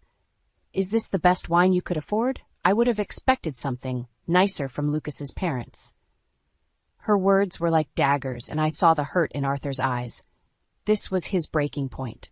"Jenna, we've welcomed you into our home, into our family. Your words, your actions, they hurt us. Is this how you treat family?" Jenna laughed, a sound devoid of warmth. "Oh, please, you're just too sensitive. I'm just being honest. Someone has to be." The room fell silent, the guests witnessing the unraveling of a family. It was then I realized this was the evidence we needed. Not through hidden means, but in plain sight. Jenna had exposed herself. As the party ended and the guests left, Lucas approached us. His face was a mix of embarrassment and apology. "Mom? Dad?" I don't know what to say. "You don't need to say anything, Lucas. We're your family. We just want what's best for you," Arthur said, his voice steady. But I knew it wasn't enough.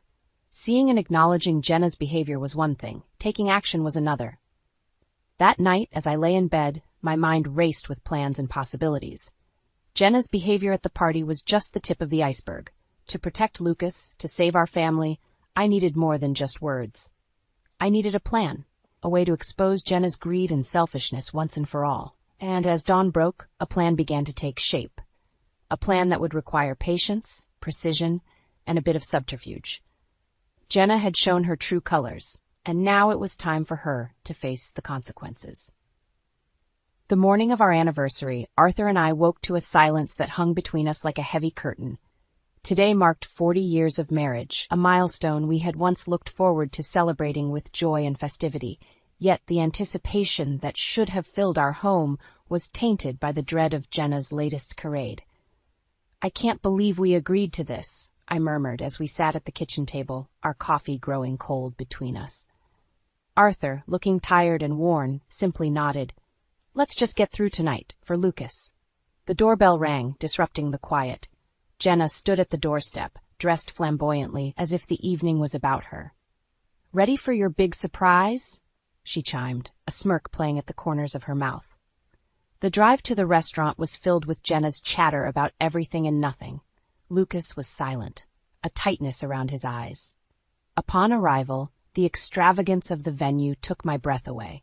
It was the kind of place Arthur and I would never choose for ourselves, preferring the comfort of familiarity over opulence.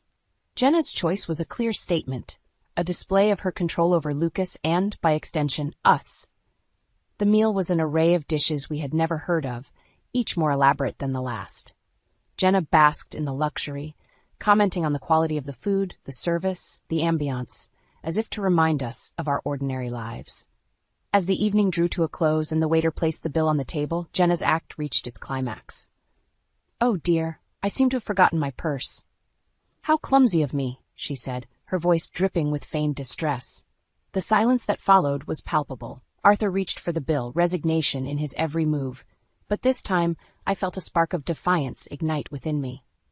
"No, Arthur. Let's see how this plays out," I said, my voice stronger than I felt. Jenna's eyes flicked between us, her mask slipping. "Well, Lucas, looks like you'll have to cover this one. I'll pay you back, I promise." Lucas, finally breaking his silence, looked at Jenna with a dawning realization. "This was supposed to be your gift to them, Jenna. Why would you invite us here without planning to pay?" Jenna's facade crumbled, revealing the selfishness beneath. "I just thought, it's your parents. You wouldn't want them to think we're cheap, right?" The ride home was a quiet storm. Lucas was lost in thought, Jenna sullen and silent. Arthur and I exchanged a look, a silent agreement that this was the beginning of the end. The next morning, Lucas came to our house alone. The lines on his face spoke of a sleepless night, of decisions made and yet to be enacted. "Mom, Dad, I'm sorry about last night. About everything," he began, his voice heavy with emotion. "I've been blind, but I see now. Jenna's not the person I thought she was." Arthur and I listened as Lucas spoke of his plans, of the conversations he needed to have with Jenna, of the changes that were coming.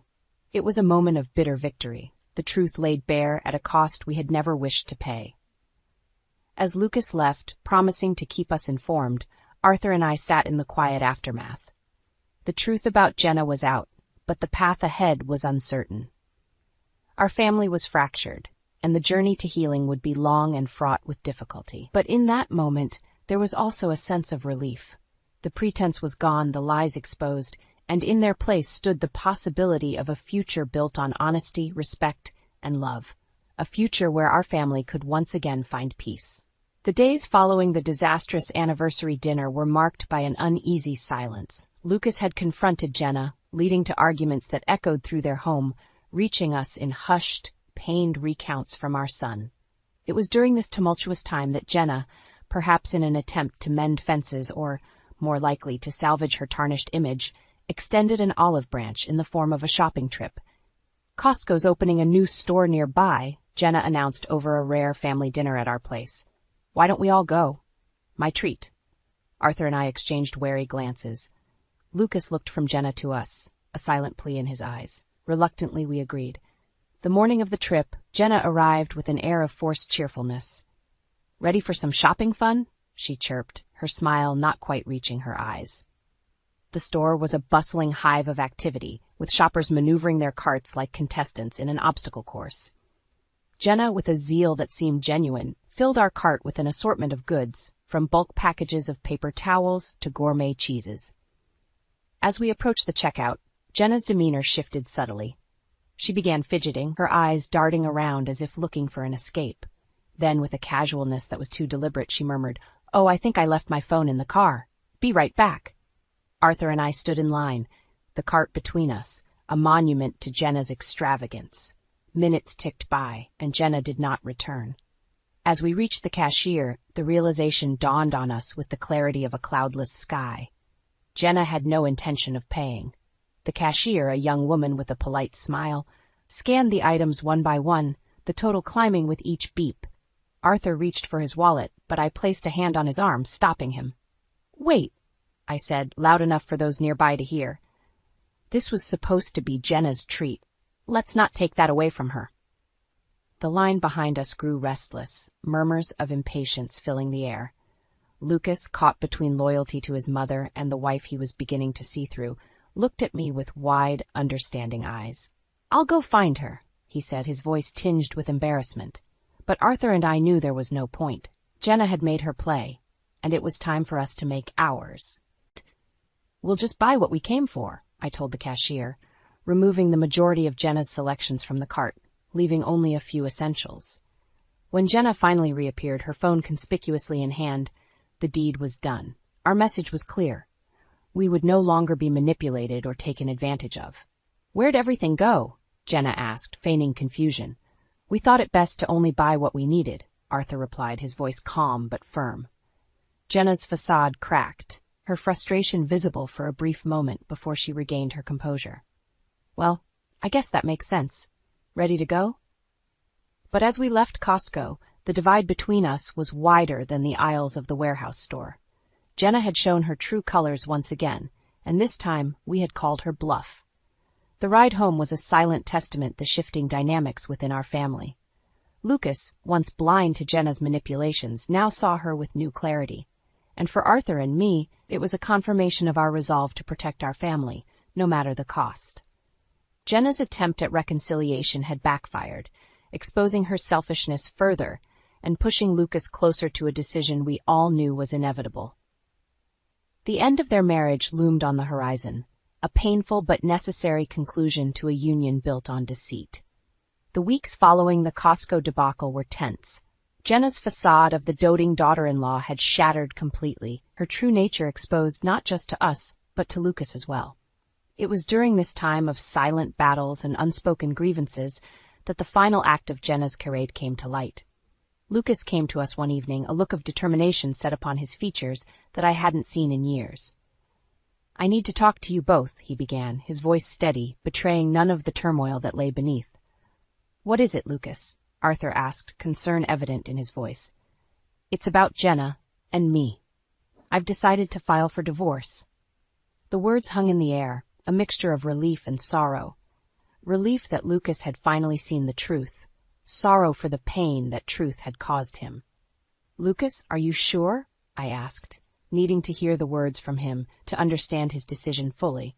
"Yes, I'm sure. After everything that's happened, after all the lies and manipulation, I can't see any other way. I don't know who she is anymore," he replied, the finality in his voice leaving no room for doubt. The days that followed were a whirlwind of legal proceedings and quiet heartbreak.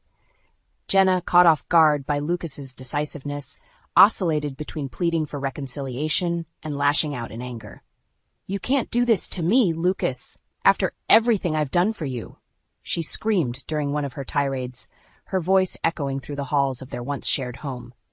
"Everything you've done? Jenna, you've lied, manipulated, and hurt everyone around you, including yourself." "This is the only way," Lucas responded, his resolve unwavering.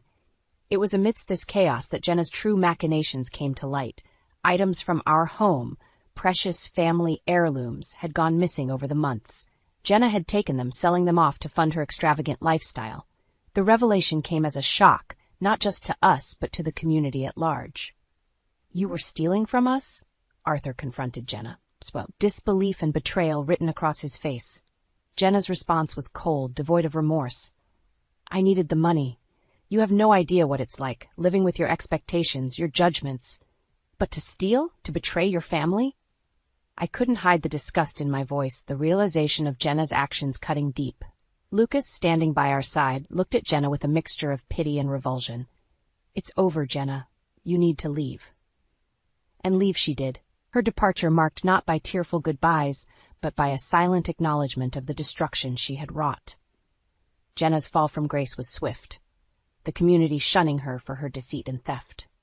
In the end, Lucas was granted a divorce and full custody of their child, the court recognizing the toxicity of Jenna's influence. The house that once echoed with the sounds of a seemingly happy family now stood as a testament to the price of dishonesty and manipulation. As Arthur and I watched Lucas rebuild his life, our hearts ached for the pain he had endured. But there was also hope, a belief that out of the ashes of this ordeal, a stronger, wiser Lucas had emerged. The fall of Jenna served as a harsh reminder of the fragility of trust and the devastating impact of selfishness. But it also reaffirmed the strength of our family, bound not by blood alone, but by the unwavering support and love we shared. In the quiet after the storm, as we gathered around the dinner table, a sense of peace settled over us. Jenna's shadow no longer loomed large in our lives. We were free to move forward, to heal, and to cherish the bonds that had weathered the tempest of betrayal. And in that moment, I knew that no matter what challenges lay ahead, we would face them together, as a family, stronger and more united than ever. The dust had settled in the weeks following Jenna's departure. Our home, once a battleground of wills and wits, had returned to its former state of warmth and peace. Lucas, having weathered the storm of his broken marriage, found solace in the company of family, his resilience a testament to the strength we knew he always possessed. One evening, as we gathered in the living room, the air filled with the light laughter of recovery and the soothing silence of shared experiences, Lucas spoke up, his voice carrying a new depth of wisdom. I've been doing a lot of thinking, he began, catching our attentive gazes. About Jenna, about us, and about what I want moving forward. Arthur and I exchanged glances, a silent understanding passing between us. We had been through the ringer, but we were here, together, and that was what mattered. Lucas, whatever you decide, know that we're here for you. Always, I said, my voice steady, imbued with the unconditional support that had been the cornerstone of our family. Lucas nodded, a small smile gracing his lips. I know, and I can't tell you how much that means to me. After everything, I've realized just how important family is, how important honesty and integrity are. The room fell into a contemplative silence, each of us lost in our thoughts, reflecting on the trials that had brought us to this moment of unity and understanding. It's been a hard lesson, but I'm grateful for it, for the clarity it's brought me, and for the chance to start anew. With your help, I want to be a better man, a better father, Lucas continued, his gaze firm and resolute. Arthur leaned forward, placing a reassuring hand on Lucas's shoulder. Son, you've always been those things. Jenna, she was a storm that threatened to take everything we held dear, but we weathered it together, and will continue to do so, no matter what comes our way. The affirmation was a balm to the wounds left by Jenna's betrayal, a promise of continual support and love. As the night drew on, we talked about the future, about the lessons learned and the paths yet to be taken. Lucas spoke of his hopes for his child, of building a life marked by the values we had always cherished. And as I looked around at my family, at the faces marked by trials yet shining with an unbreakable bond, I felt a profound sense of gratitude. Jenna's deceit had brought pain and upheaval, but it had also brought us closer, strengthening our resolve and our commitment to each other. In the end, Jenna's downfall was not just a tale of retribution, but a catalyst for growth and renewal. Her actions, so fraught with selfishness and malice, had unwittingly sown the seeds of her own undoing, leaving in their wake a family more united and resilient than ever before. As we said our goodnights, retreating to the comfort of our beds, I couldn't help but feel hopeful for the future. Jenna had been a dark chapter in our lives, but her story was over. Now it was time to turn the page, to begin anew with the knowledge that whatever challenges lay ahead, we would face them together, as a family forged in the fires of adversity, but emerging stronger, wiser, and infinitely more loving.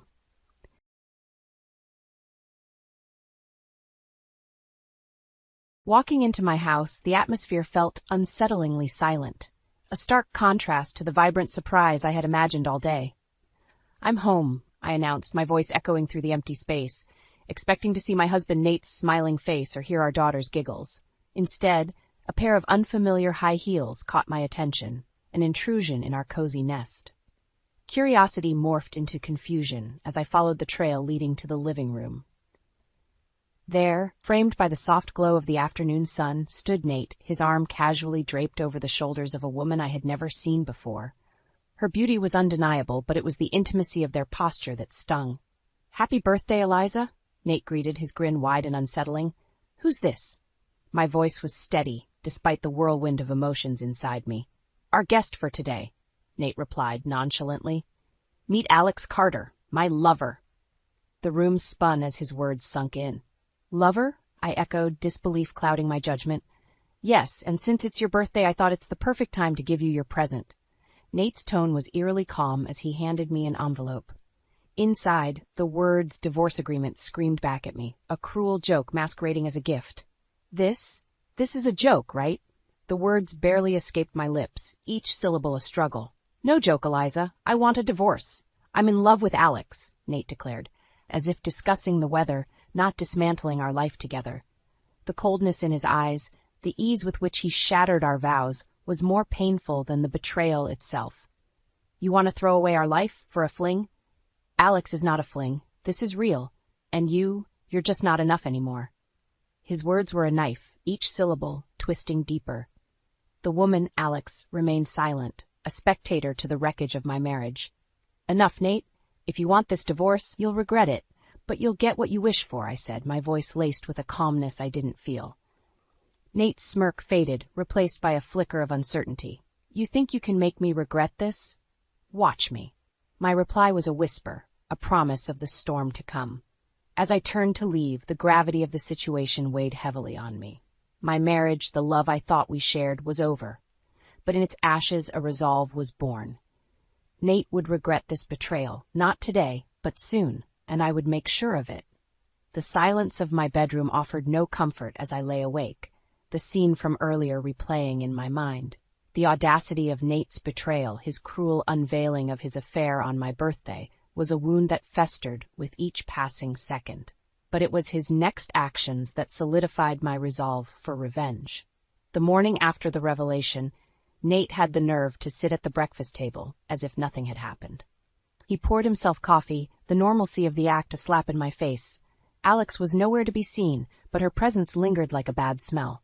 "Nate," I started, my voice steady despite the turmoil inside. "You really think you can just replace me with her? And on my birthday?" He shrugged, a gesture so filled with indifference it fueled my anger. Timing was coincidental. But yes, I think Alex and I will be very happy. "Happy?" I scoffed. "You destroy our family for a fling, and you think you'll be happy?" "Alex is not a fling," Nate snapped, his facade slipping for the first time. "She understands me, unlike you." "Understands you? Or flatters your ego?" I retorted, unable to keep the bitterness from my voice. Nate's eyes narrowed. "What would you know about understanding? You're just convenient." The word struck me, a verbal blow that was meant to hurt. "Convenient?" I repeated, the absurdity of the situation suddenly clear. "Well, let's see how convenient life is without me handling everything for you." Nate's confidence wavered, a hint of realization dawning. "What are you saying?" "I'm saying, enjoy your happiness with Alex. But remember, actions have consequences. You'll see." I left the table, leaving Nate to ponder my words. The next steps were clear in my mind. Nate had chosen his path, blinded by infatuation and arrogance. He had underestimated me, thinking I would crumble under his betrayal. He was wrong. As I started planning, the idea of revenge wasn't just a fleeting thought. It was a promise. Nate would realize the gravity of his mistake, not just in losing me, but in underestimating my resolve. The betrayal had shattered something within me.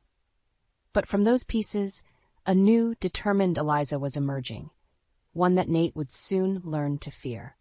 A month had swiftly passed since Nate's unfathomable betrayal, and the wounds he inflicted remained raw.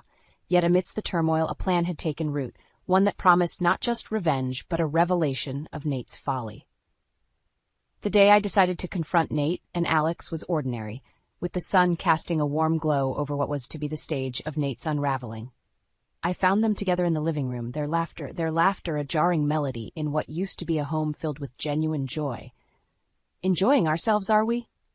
My voice cut through their merriment, causing Nate to stiffen and Alex to silence. "Nate, we need to talk.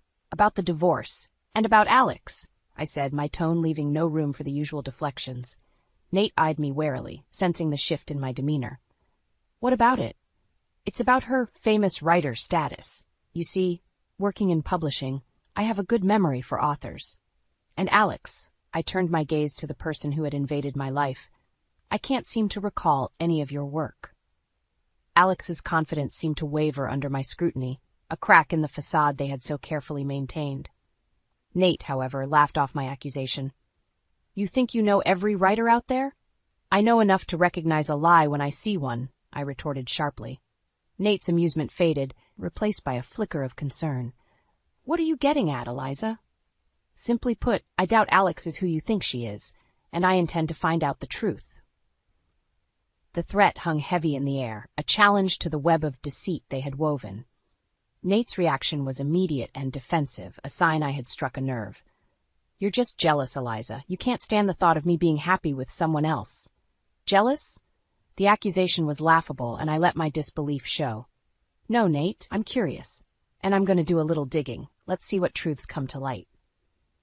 I left them with those parting words, a promise of the storm to come. The confrontation was not just about exposing lies. It was about reclaiming my power, about showing Nate that his betrayal would not leave me broken, but stronger, more determined. As I began my investigation into Alex's supposed literary fame, the pieces started falling into place. Each discovery, each lie uncovered, was a step closer to my revenge. Nate had chosen his path, blinded by lust and deception. He had failed to see the strength in me, mistaking my love for weakness. But as the truth about Alex began to unravel, so too would Nate's illusions. The confrontation was just the beginning. The real drama was yet to unfold, and I would ensure Nate watched as his world crumbled around him, piece by piece. My investigation into Alex Carter's background revealed a web of lies so intricate it was almost impressive. Armed with undeniable proof, I confronted Nate and Alex, determined to expose the deceit that had upended my life. I found them in what used to be our shared home office, now a testament to Nate's betrayal. Without preamble, I laid out the evidence I had gathered.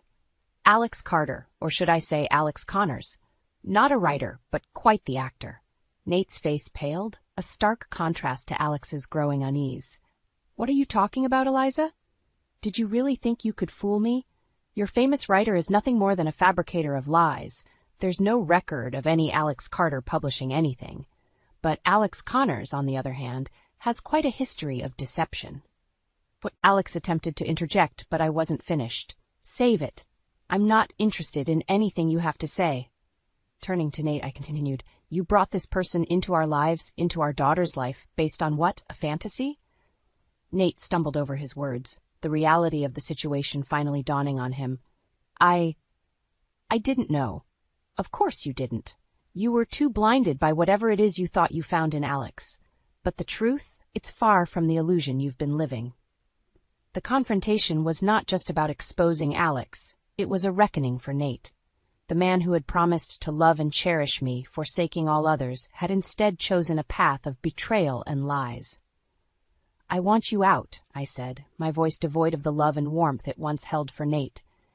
"Out of this house and out of our lives. You've made your choice, and now you'll live with the consequences." Nate tried to argue, to plead for understanding, but there was nothing left to discuss. "You made your bed, Nate. Now you get to lie in it." Alone. As Nate and Alex gathered their things, the finality of the moment settled over me. This was not the life I had envisioned, but it was the one I was left with. Yet, in the midst of the chaos and heartbreak, a sense of empowerment began to take root. Nate's descent was of his own making, a direct result of his actions and choices. Watching them leave, I knew this was only the beginning. Nate's betrayal had unleashed a storm within me, one that would not be satisfied until justice was served. My revenge had only just begun, and Nate would soon realize the true cost of his actions. In the aftermath of Nate's revelation, I had expected him to retreat, to lick his wounds in private. Instead, he showed up at my doorstep, looking more haggard than I had ever seen him. The desperation in his eyes was palpable as he stood there, waiting for me to speak first. "What do you want, Nate?" My voice was cold, unwelcoming. I need to talk to you. About Alex and everything." He stumbled over his words, a man defeated. I considered turning him away, letting him drown in the mess he had made.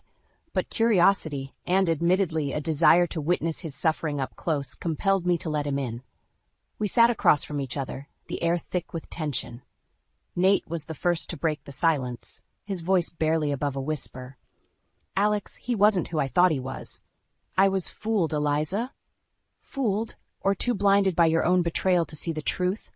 I couldn't help the bitterness that seeped into my words. It was all a lie, his identity, his story. I don't even know who he is anymore. "And you think this confession changes anything between us?" Nate looked down, shame etched into every line of his face. "I know I've made unforgivable mistakes, but Eliza, you have to believe me. I was deceived." The conversation was a farce, a pathetic attempt by Nate to garner sympathy where none was due. But as much as I despised him for what he had done, I couldn't ignore the implications of his deceit. "So, what do you plan to do now? Crawl back to the life you so carelessly threw away?" Nate's eyes met mine, a flicker of hope in their depths. I was hoping we could start over, maybe not as a couple, but as friends?" The suggestion was laughable. Friends after everything he had done? "Nate, you destroyed our family. You chose Alex over your own wife and daughter, and now you come here seeking friendship?" I know it's a lot to ask, but I don't know where else to turn." The pathetic sight of him, a man broken by his own choices, stirred something in me. Not pity, but a resolve to see this revenge through to the end. "Nate, you need to leave. There's nothing for you here. Not anymore." He nodded, a man resigned to his fate, and stood to leave. But before he could reach the door, I stopped him with a final thought. Let this be a lesson, Nate. You can't play with people's lives and expect to walk away unscathed. Karma always finds a way. With that, Nate walked out of my life, leaving behind a trail of destruction and a path to a new beginning for me. His exposure was complete, his illusions shattered, and as for me, the next chapter of my life was just beginning, one where I would rebuild stronger, wiser, and without the shadow of Nate's betrayal hanging over me. As the door closed behind him, I felt a sense of closure. The drama and revenge had played out, leaving behind a lesson in its wake. For Nate, a future filled with regret. And for me, a world of possibilities, free from the chains of a love that had turned toxic. The story of Nate and Alex was a cautionary tale, one that would serve as a reminder of the price of deceit. And as I looked ahead, I knew that the best revenge was not just in the suffering of those who had wronged me, but in the life I would build from the ashes of their betrayal. The days following Nate's departure were filled with a quiet that spoke volumes. It was the calm after the storm, a peace I had longed for yet felt oddly unsettling. The final act of my revenge was nearing, the stage set for a confrontation that would seal Nate's fate and liberate me from the past. I was sorting through the last of Nate's belongings, a symbolic gesture of closure, when the doorbell rang. Standing on my doorstep was not Nate, as I had half expected, but Alex, no longer the confident interloper but a figure of confusion and regret. "Eliza, may I come in?" Alex's voice was timid, a stark contrast to the boldness I had witnessed before. I hesitated, my initial instinct to shut the door in his face, but the desire for answers, for an understanding of the role Alex had played in this sordid tale stayed my hand. Inside, Alex sat awkwardly, a man out of place in a home that had once been filled with laughter and love. I owe you an apology," Alex began, his gaze fixed on the floor. "For everything." "An apology?" I echoed, the words sounding hollow. "Do you even understand what you've done?" Alex flinched, the weight of his actions a visible burden. I realized now I was a tool in Nate's game. I believed his lies just as you did. The confession was unexpected, a glimpse into the complexity of the situation I hadn't considered. "You were fooled by him too?" "Yes, I thought we had something real, but I was just convenient, for lack of a better word." The irony of the situation was not lost on me. Alex, much like myself, had been deceived by Nate's facade. But while my pain stemmed from a betrayal of vows, Alex's was born of a misplaced trust. "And now?" I asked, curiosity overcoming my resentment. "Now I'm left with nothing, no Nate, no future, just the fallout of a relationship built on lies." The conversation was a revelation, the lines between victim and villain blurred. Alex's role in my story was not as clear-cut as I had believed, his presence not the cause of my suffering, but a symptom of Nate's deceit. "You know, Alex, I spent so long blaming you, hating you for what happened, but now, I see that we were both pawns in Nate's game." Alex looked up, his eyes meeting mine for the first time since he had entered. "I never meant to hurt you, Eliza. I hope you can believe that." "I do," I replied, the truth of the statement surprising even myself. "And I hope you can move on from this, learn from it as I have." As Alex stood to leave, there was a mutual understanding between us, an acknowledgement of the pain we had shared and the strength found in its wake. "Thank you, Eliza, for listening, and for the forgiveness I don't deserve." With that, Alex walked out of my life, leaving behind a story of love, betrayal, and the search for redemption. And as I watched him go, I realized that the best revenge was not in the suffering inflicted on those who wrong us, but in the grace we find within ourselves to move beyond the pain. The fallout of Nate's betrayal had brought me to the lowest point in my life, but it had also shown me the resilience of the human spirit, the capacity for forgiveness, and the endless possibilities that lay on the other side of forgiveness. My story with Nate had ended, but my journey was just beginning, a journey of healing, discovery, and newfound freedom. And as the door closed behind Alex, I felt a chapter of my life closing with it, making way for a new beginning, one where the scars of the past would no longer define my future.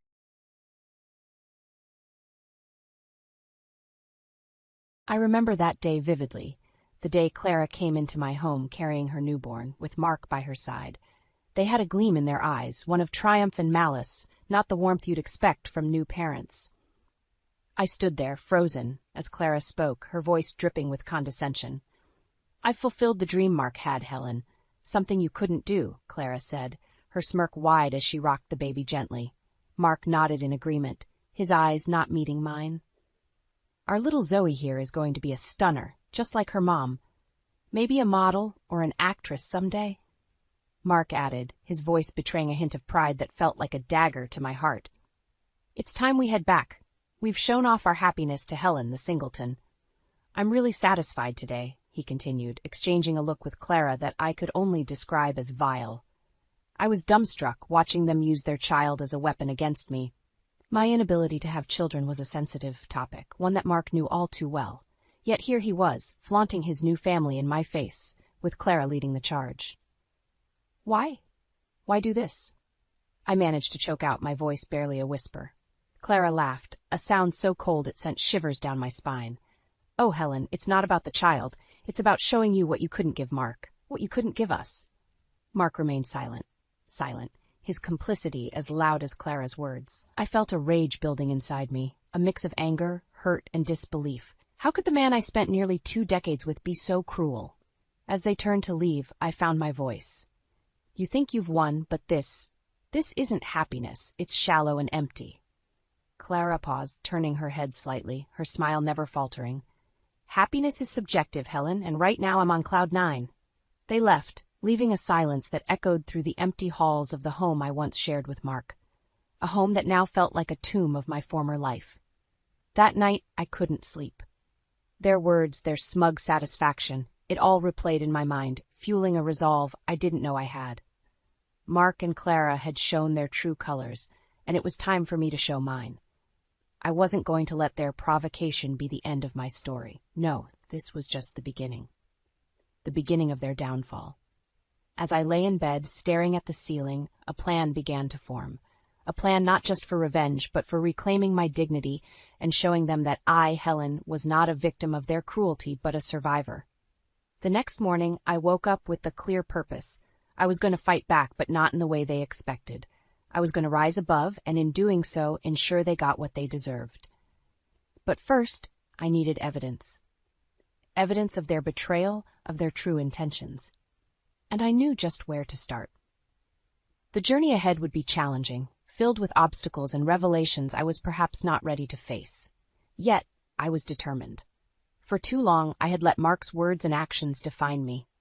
It was time to redefine myself on my own terms, and so, with a newfound strength, I began to lay the groundwork for what was to come. Mark and Clara had underestimated me, thinking they could parade their betrayal without consequence. They were wrong. Very wrong. The next few days, I acted with a singular focus, gathering evidence of Mark and Clara's affair. It wasn't difficult. Their arrogance had made them careless. I found emails, texts, photos, each piece a stab to my heart, but also a brick in the foundation of my plan. Then, an unexpected opportunity presented itself. Mark had always been meticulous about his digital footprint, but in his newfound bliss, he'd become sloppy. I discovered he had a meeting scheduled with Clara at a fancy downtown restaurant, a public display of their relationship, no doubt. It was the perfect chance to confront them. I arrived at the restaurant early, securing a spot where I could watch them unnoticed. Soon enough they walked in, laughing, touching, like a scene from a movie. A movie about betrayal. As they settled into their seats, oblivious to the world, I approached their table. Clara spotted me first, her smirk fading into a look of surprise. "Helen, what a surprise," Clara managed, her voice faltering. "Surprised? You shouldn't be. Not after the show you two put on at my doorstep," I replied, my voice steady, my heart racing. Mark looked up, his expression a mix of confusion and guilt. "Helen, this isn't what it looks like," he started, the lie so blatant it was almost laughable. "Oh, save it, Mark. I'm not here to listen to your excuses. I'm here to give you both a warning," I said, leaning closer. "Your little secret? It's not so secret anymore. I know everything." Clara regained her composure, her smile returning, but it was strained. "And what do you plan to do with that knowledge, Helen? Ruin us? Please, you don't have it in you." Her words, meant to belittle me, only fueled my resolve. "Ruin no, Clara. Thus, I plan to make sure you face the consequences of your actions, both of you." Mark's face paled, the reality of the situation dawning on him. "Helen, please, let's talk about this. We can sort it out." "There's nothing to sort out, Mark. You made your choice. Now, you'll live with it, I said, turning to leave, their stunned silence music to my ears. As I walked away, I could feel their eyes on me, but I didn't look back. I had made my stand, and there was no turning back now. The next steps required careful planning and precision. My next move was to visit a lawyer. The lawyer, Miss Avery, listened intently as I laid out my evidence and my intentions. She was sympathetic but also brutally honest about the challenges ahead. Divorce was messy, and given Mark's position and resources, it wouldn't be easy. But I'm not just fighting for a divorce, Miss Avery. I'm fighting for justice. For my dignity, I explained, my determination clear. Miss Avery nodded, understanding the stakes. Then we'll make sure we're prepared for whatever they throw at us. It's not just about the legal battle, it's about ensuring you come out of this stronger. With a plan in place, I left her office feeling a sense of empowerment I hadn't felt in years. The road ahead was daunting, but for the first time, I felt like I was in control of my destiny. But the real surprise came the following day when a package arrived at my door. Inside, I found a flash drive and an anonymous note. Thought you should know the whole story. Curiosity piqued. I plugged the drive into my computer and was met with a barrage of documents, photos, and videos. Evidence not just of the affair, but of financial misconduct by Mark, leveraging company resources for his rendezvous with Clara. As I sifted through the files, a plan began to form. Mark and Clara thought they had played me for a fool, but they were about to learn they had underestimated Helen. This was more than just betrayal. It was corruption, and I had just the evidence to prove it. The game had changed, and I was now holding the winning cards. It was time to play them. Armed with the evidence from the flash drive, I arranged a meeting with Mark's company's board of directors. Walking into the corporate building, a sense of unease mixed with determination settled over me. This was where Mark had built his career, and I was about to expose his darkest secrets. I was greeted by the board with a mixture of curiosity and skepticism. As I connected my laptop to the projector, I glanced around the room, my resolve firming. Ladies and gentlemen, I'm here not just as Mark's wife, but as someone who has uncovered significant misconduct within this company, I began, my voice steady despite the shaking of my hands. The room was silent, all eyes fixed on the screen as I presented the evidence, transactions, emails, hotel receipts, all pointing to Mark using company funds for his affair with Clara. The board members' expressions shifted from skepticism to shock and anger as the presentation went on. Mark, who had been sitting confidently at the table, looked as if he was shrinking with each slide. Helen, this is a serious accusation. Are you certain of the authenticity of this evidence? One of the board members asked, his tone grave. Absolutely, and I believe a thorough investigation will confirm everything I've presented today, I replied, locking eyes with Mark, who refused to meet my gaze. The meeting concluded with the board promising a full investigation and Mark being suspended pending the outcome. As I left the room, Mark caught up to me, his expression a mix of anger and desperation. Helen, how could you do this? You've destroyed everything, he hissed, grabbing my arm. I pulled away, my gaze cold. You did this to yourself, Mark. You thought you could betray me, use the company for your own selfish desires, and get away with it. You were wrong. Leaving Mark behind, I walked out of the building feeling a weight lifting off my shoulders. I had taken the first step in holding him accountable for his actions, but I knew this was just the beginning. The next few weeks were a whirlwind. The company's investigation confirmed my evidence, and Mark was officially terminated from his position. The news made headlines, and Mark's once respectable reputation was now in ruins. But Clara wasn't going to let things slide so easily.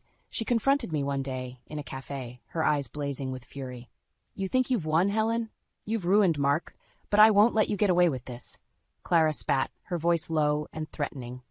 I haven't done anything that you and Mark didn't do to yourselves, I replied calmly, sipping my coffee. You both played a dangerous game and lost. It's that simple. Clara leaned in, her voice venomous. This isn't over, Helen. I'll make sure you regret ever crossing me. I met her gaze, unflinching. I'm not afraid of you, Clara. You've already shown your true colors, and I have nothing left to lose. Bring it on. Clara stormed out of the cafe, leaving a trail of whispered speculations in her wake. I knew this was far from over, but I also knew that I had already survived their worst. Whatever Clara planned, I was ready for it. As I left the cafe, I realized that this ordeal had changed me. I was no longer the woman who could be manipulated and betrayed without consequence. I was stronger, more resilient, and ready to face whatever challenges came my way. The battle lines were drawn, and I was prepared to defend my newfound strength at all costs. Clara and Mark had underestimated me, and they were about to learn the true cost of their actions. The drama and the battle for revenge were far from over, but I was no longer the victim in this story. I was the architect of their downfall, and I would see this through to the end. The fallout from Mark's termination was immediate and brutal. The press had a field day, and Mark became a pariah in his professional circle. With his career in tatters, our divorce proceedings began. I expected Mark to fight dirty, but the evidence I had against him left him with little room to maneuver. Our first meeting with the divorce attorneys was tense. Mark tried to maintain a semblance of control, but the situation was clearly out of his hands. "Let's get this over with," Mark said through clenched teeth as we sat down at the conference table. "I agree. The sooner the better," I replied, keeping my tone neutral. Mark's lawyer, a slick, middle-aged man named Richard, laid out their initial offer. It was laughable, considering the circumstances. "We believe this is a fair division of assets, considering both parties' contributions to the marriage," Richard said, sliding a document across the table. My lawyer, Miss Avery, glanced over the document and scoffed. "This is hardly fair, considering Mr. Smith's misconduct has not only ended his career, but has also brought significant emotional distress to my client." Mark glared at me, his anger palpable. "You're going to bleed me dry, aren't you, Helen?" "This isn't about money, Mark. It's about accountability. You seem to forget that your actions brought us here," I said, meeting his gaze without flinching. The negotiations were long and arduous, but eventually we reached a settlement that felt like justice. Mark would have to liquidate some of his assets to meet the terms, a fact that seemed to sting him more than anything. As we left the attorney's office, Mark caught up to me in the parking lot. "I hope you're happy, Helen. You've taken everything from me." "You did this to yourself, Mark. I just stopped turning the other cheek," I replied before walking away, leaving him standing alone. With the divorce finalized, I felt a chapter of my life closing. But there was still the matter of Clara, who had been ominously silent since our last encounter. I knew she was planning something, but I was determined not to let her drag me down with her. A few weeks later, Clara's plan became clear. She launched a smear campaign against me, spreading lies and rumors in a desperate attempt to salvage her own reputation. It was pathetic, but some people were swayed by her words. I refused to engage in a public mudslinging contest.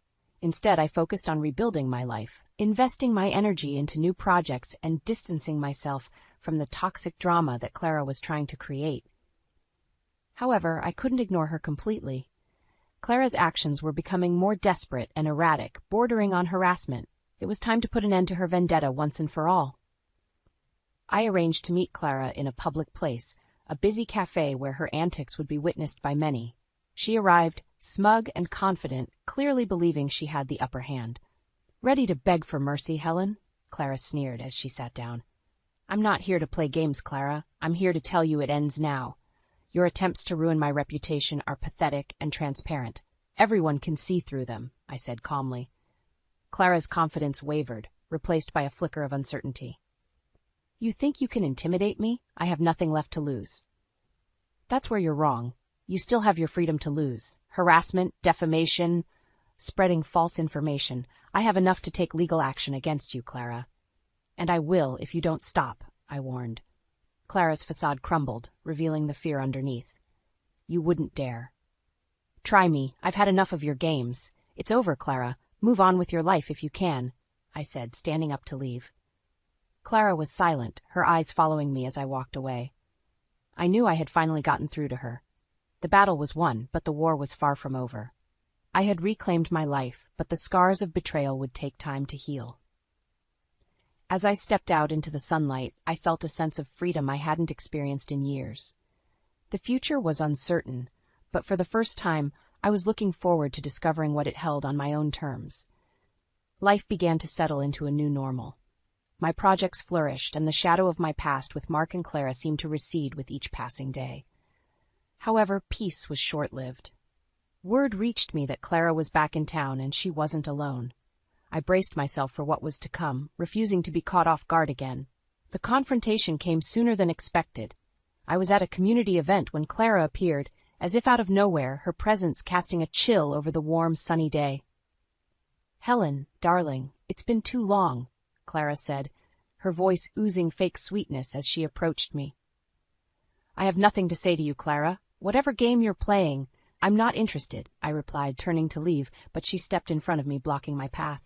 "Oh, come now, Helen. I just wanted to catch up. After all, we have so much history together," she said, her smile sharp as a knife.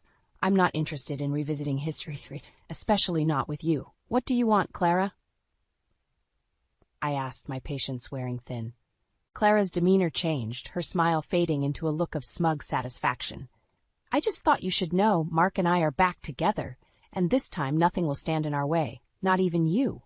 Her words were meant to wound, but I refused to give her the satisfaction of seeing me hurt. "Congratulations, Clara. I hope you're very happy together. Now, if you'll excuse me."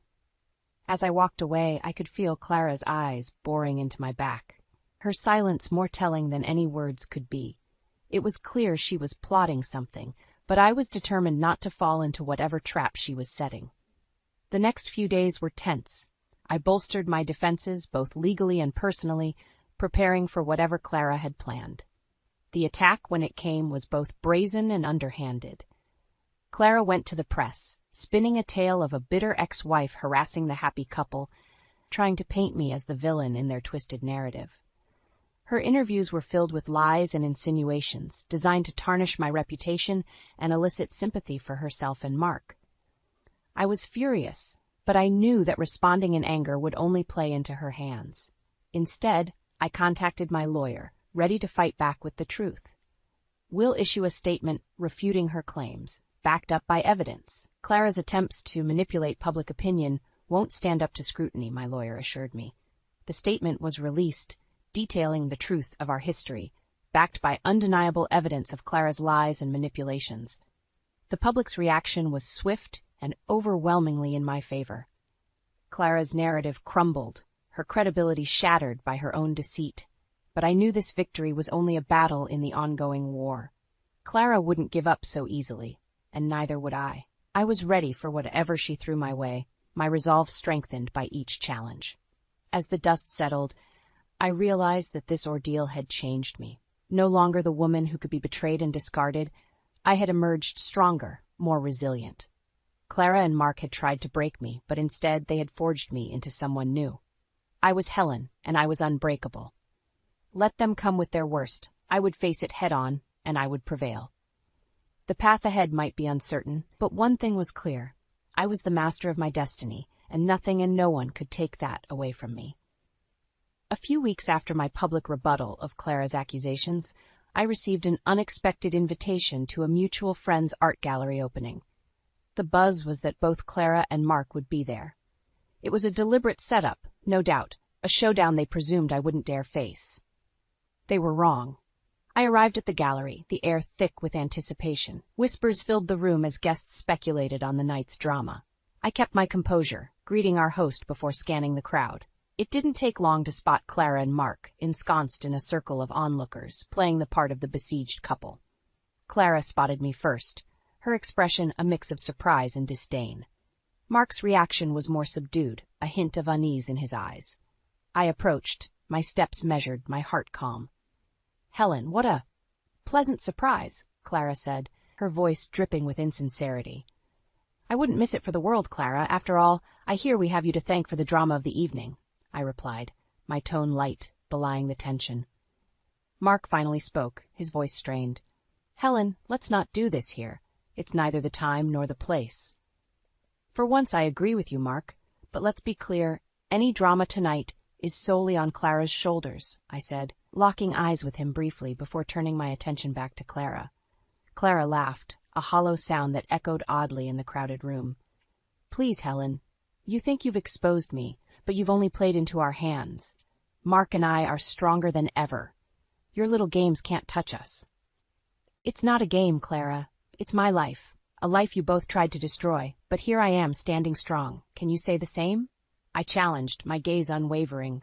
The circle of onlookers had grown, hanging on every word. Clara, sensing she was losing ground, leaned in, her voice a venomous whisper meant only for me. You may think you've won, Helen, but this isn't over. I'll make sure of it. Threats, Clara? Really? You should know by now they don't work on me. Not anymore, I replied, stepping back, ready to walk away from their toxicity once and for all. As I turned to leave, Mark's voice stopped me. Helen, wait, please. I paused, facing him, an eyebrow raised in question. I'm sorry for everything, Mark said, his voice barely audible over the murmurs of the crowd. It was the closest thing to a concession I would ever get from him. I nodded, accepting his apology, not because it changed anything, but because it was time to close this chapter of my life. Goodbye, Mark. Goodbye, Clara. I wish you all the happiness you deserve. With that, I walked away, leaving the whispers and stares behind. The night air felt refreshing, cleansing, as if with each step I was walking further away from my past and into a future of my own making. In the weeks that followed, Clara's attempts to retaliate were half-hearted, the fight gone out of her. It seemed my confrontation had finally broken her spirit.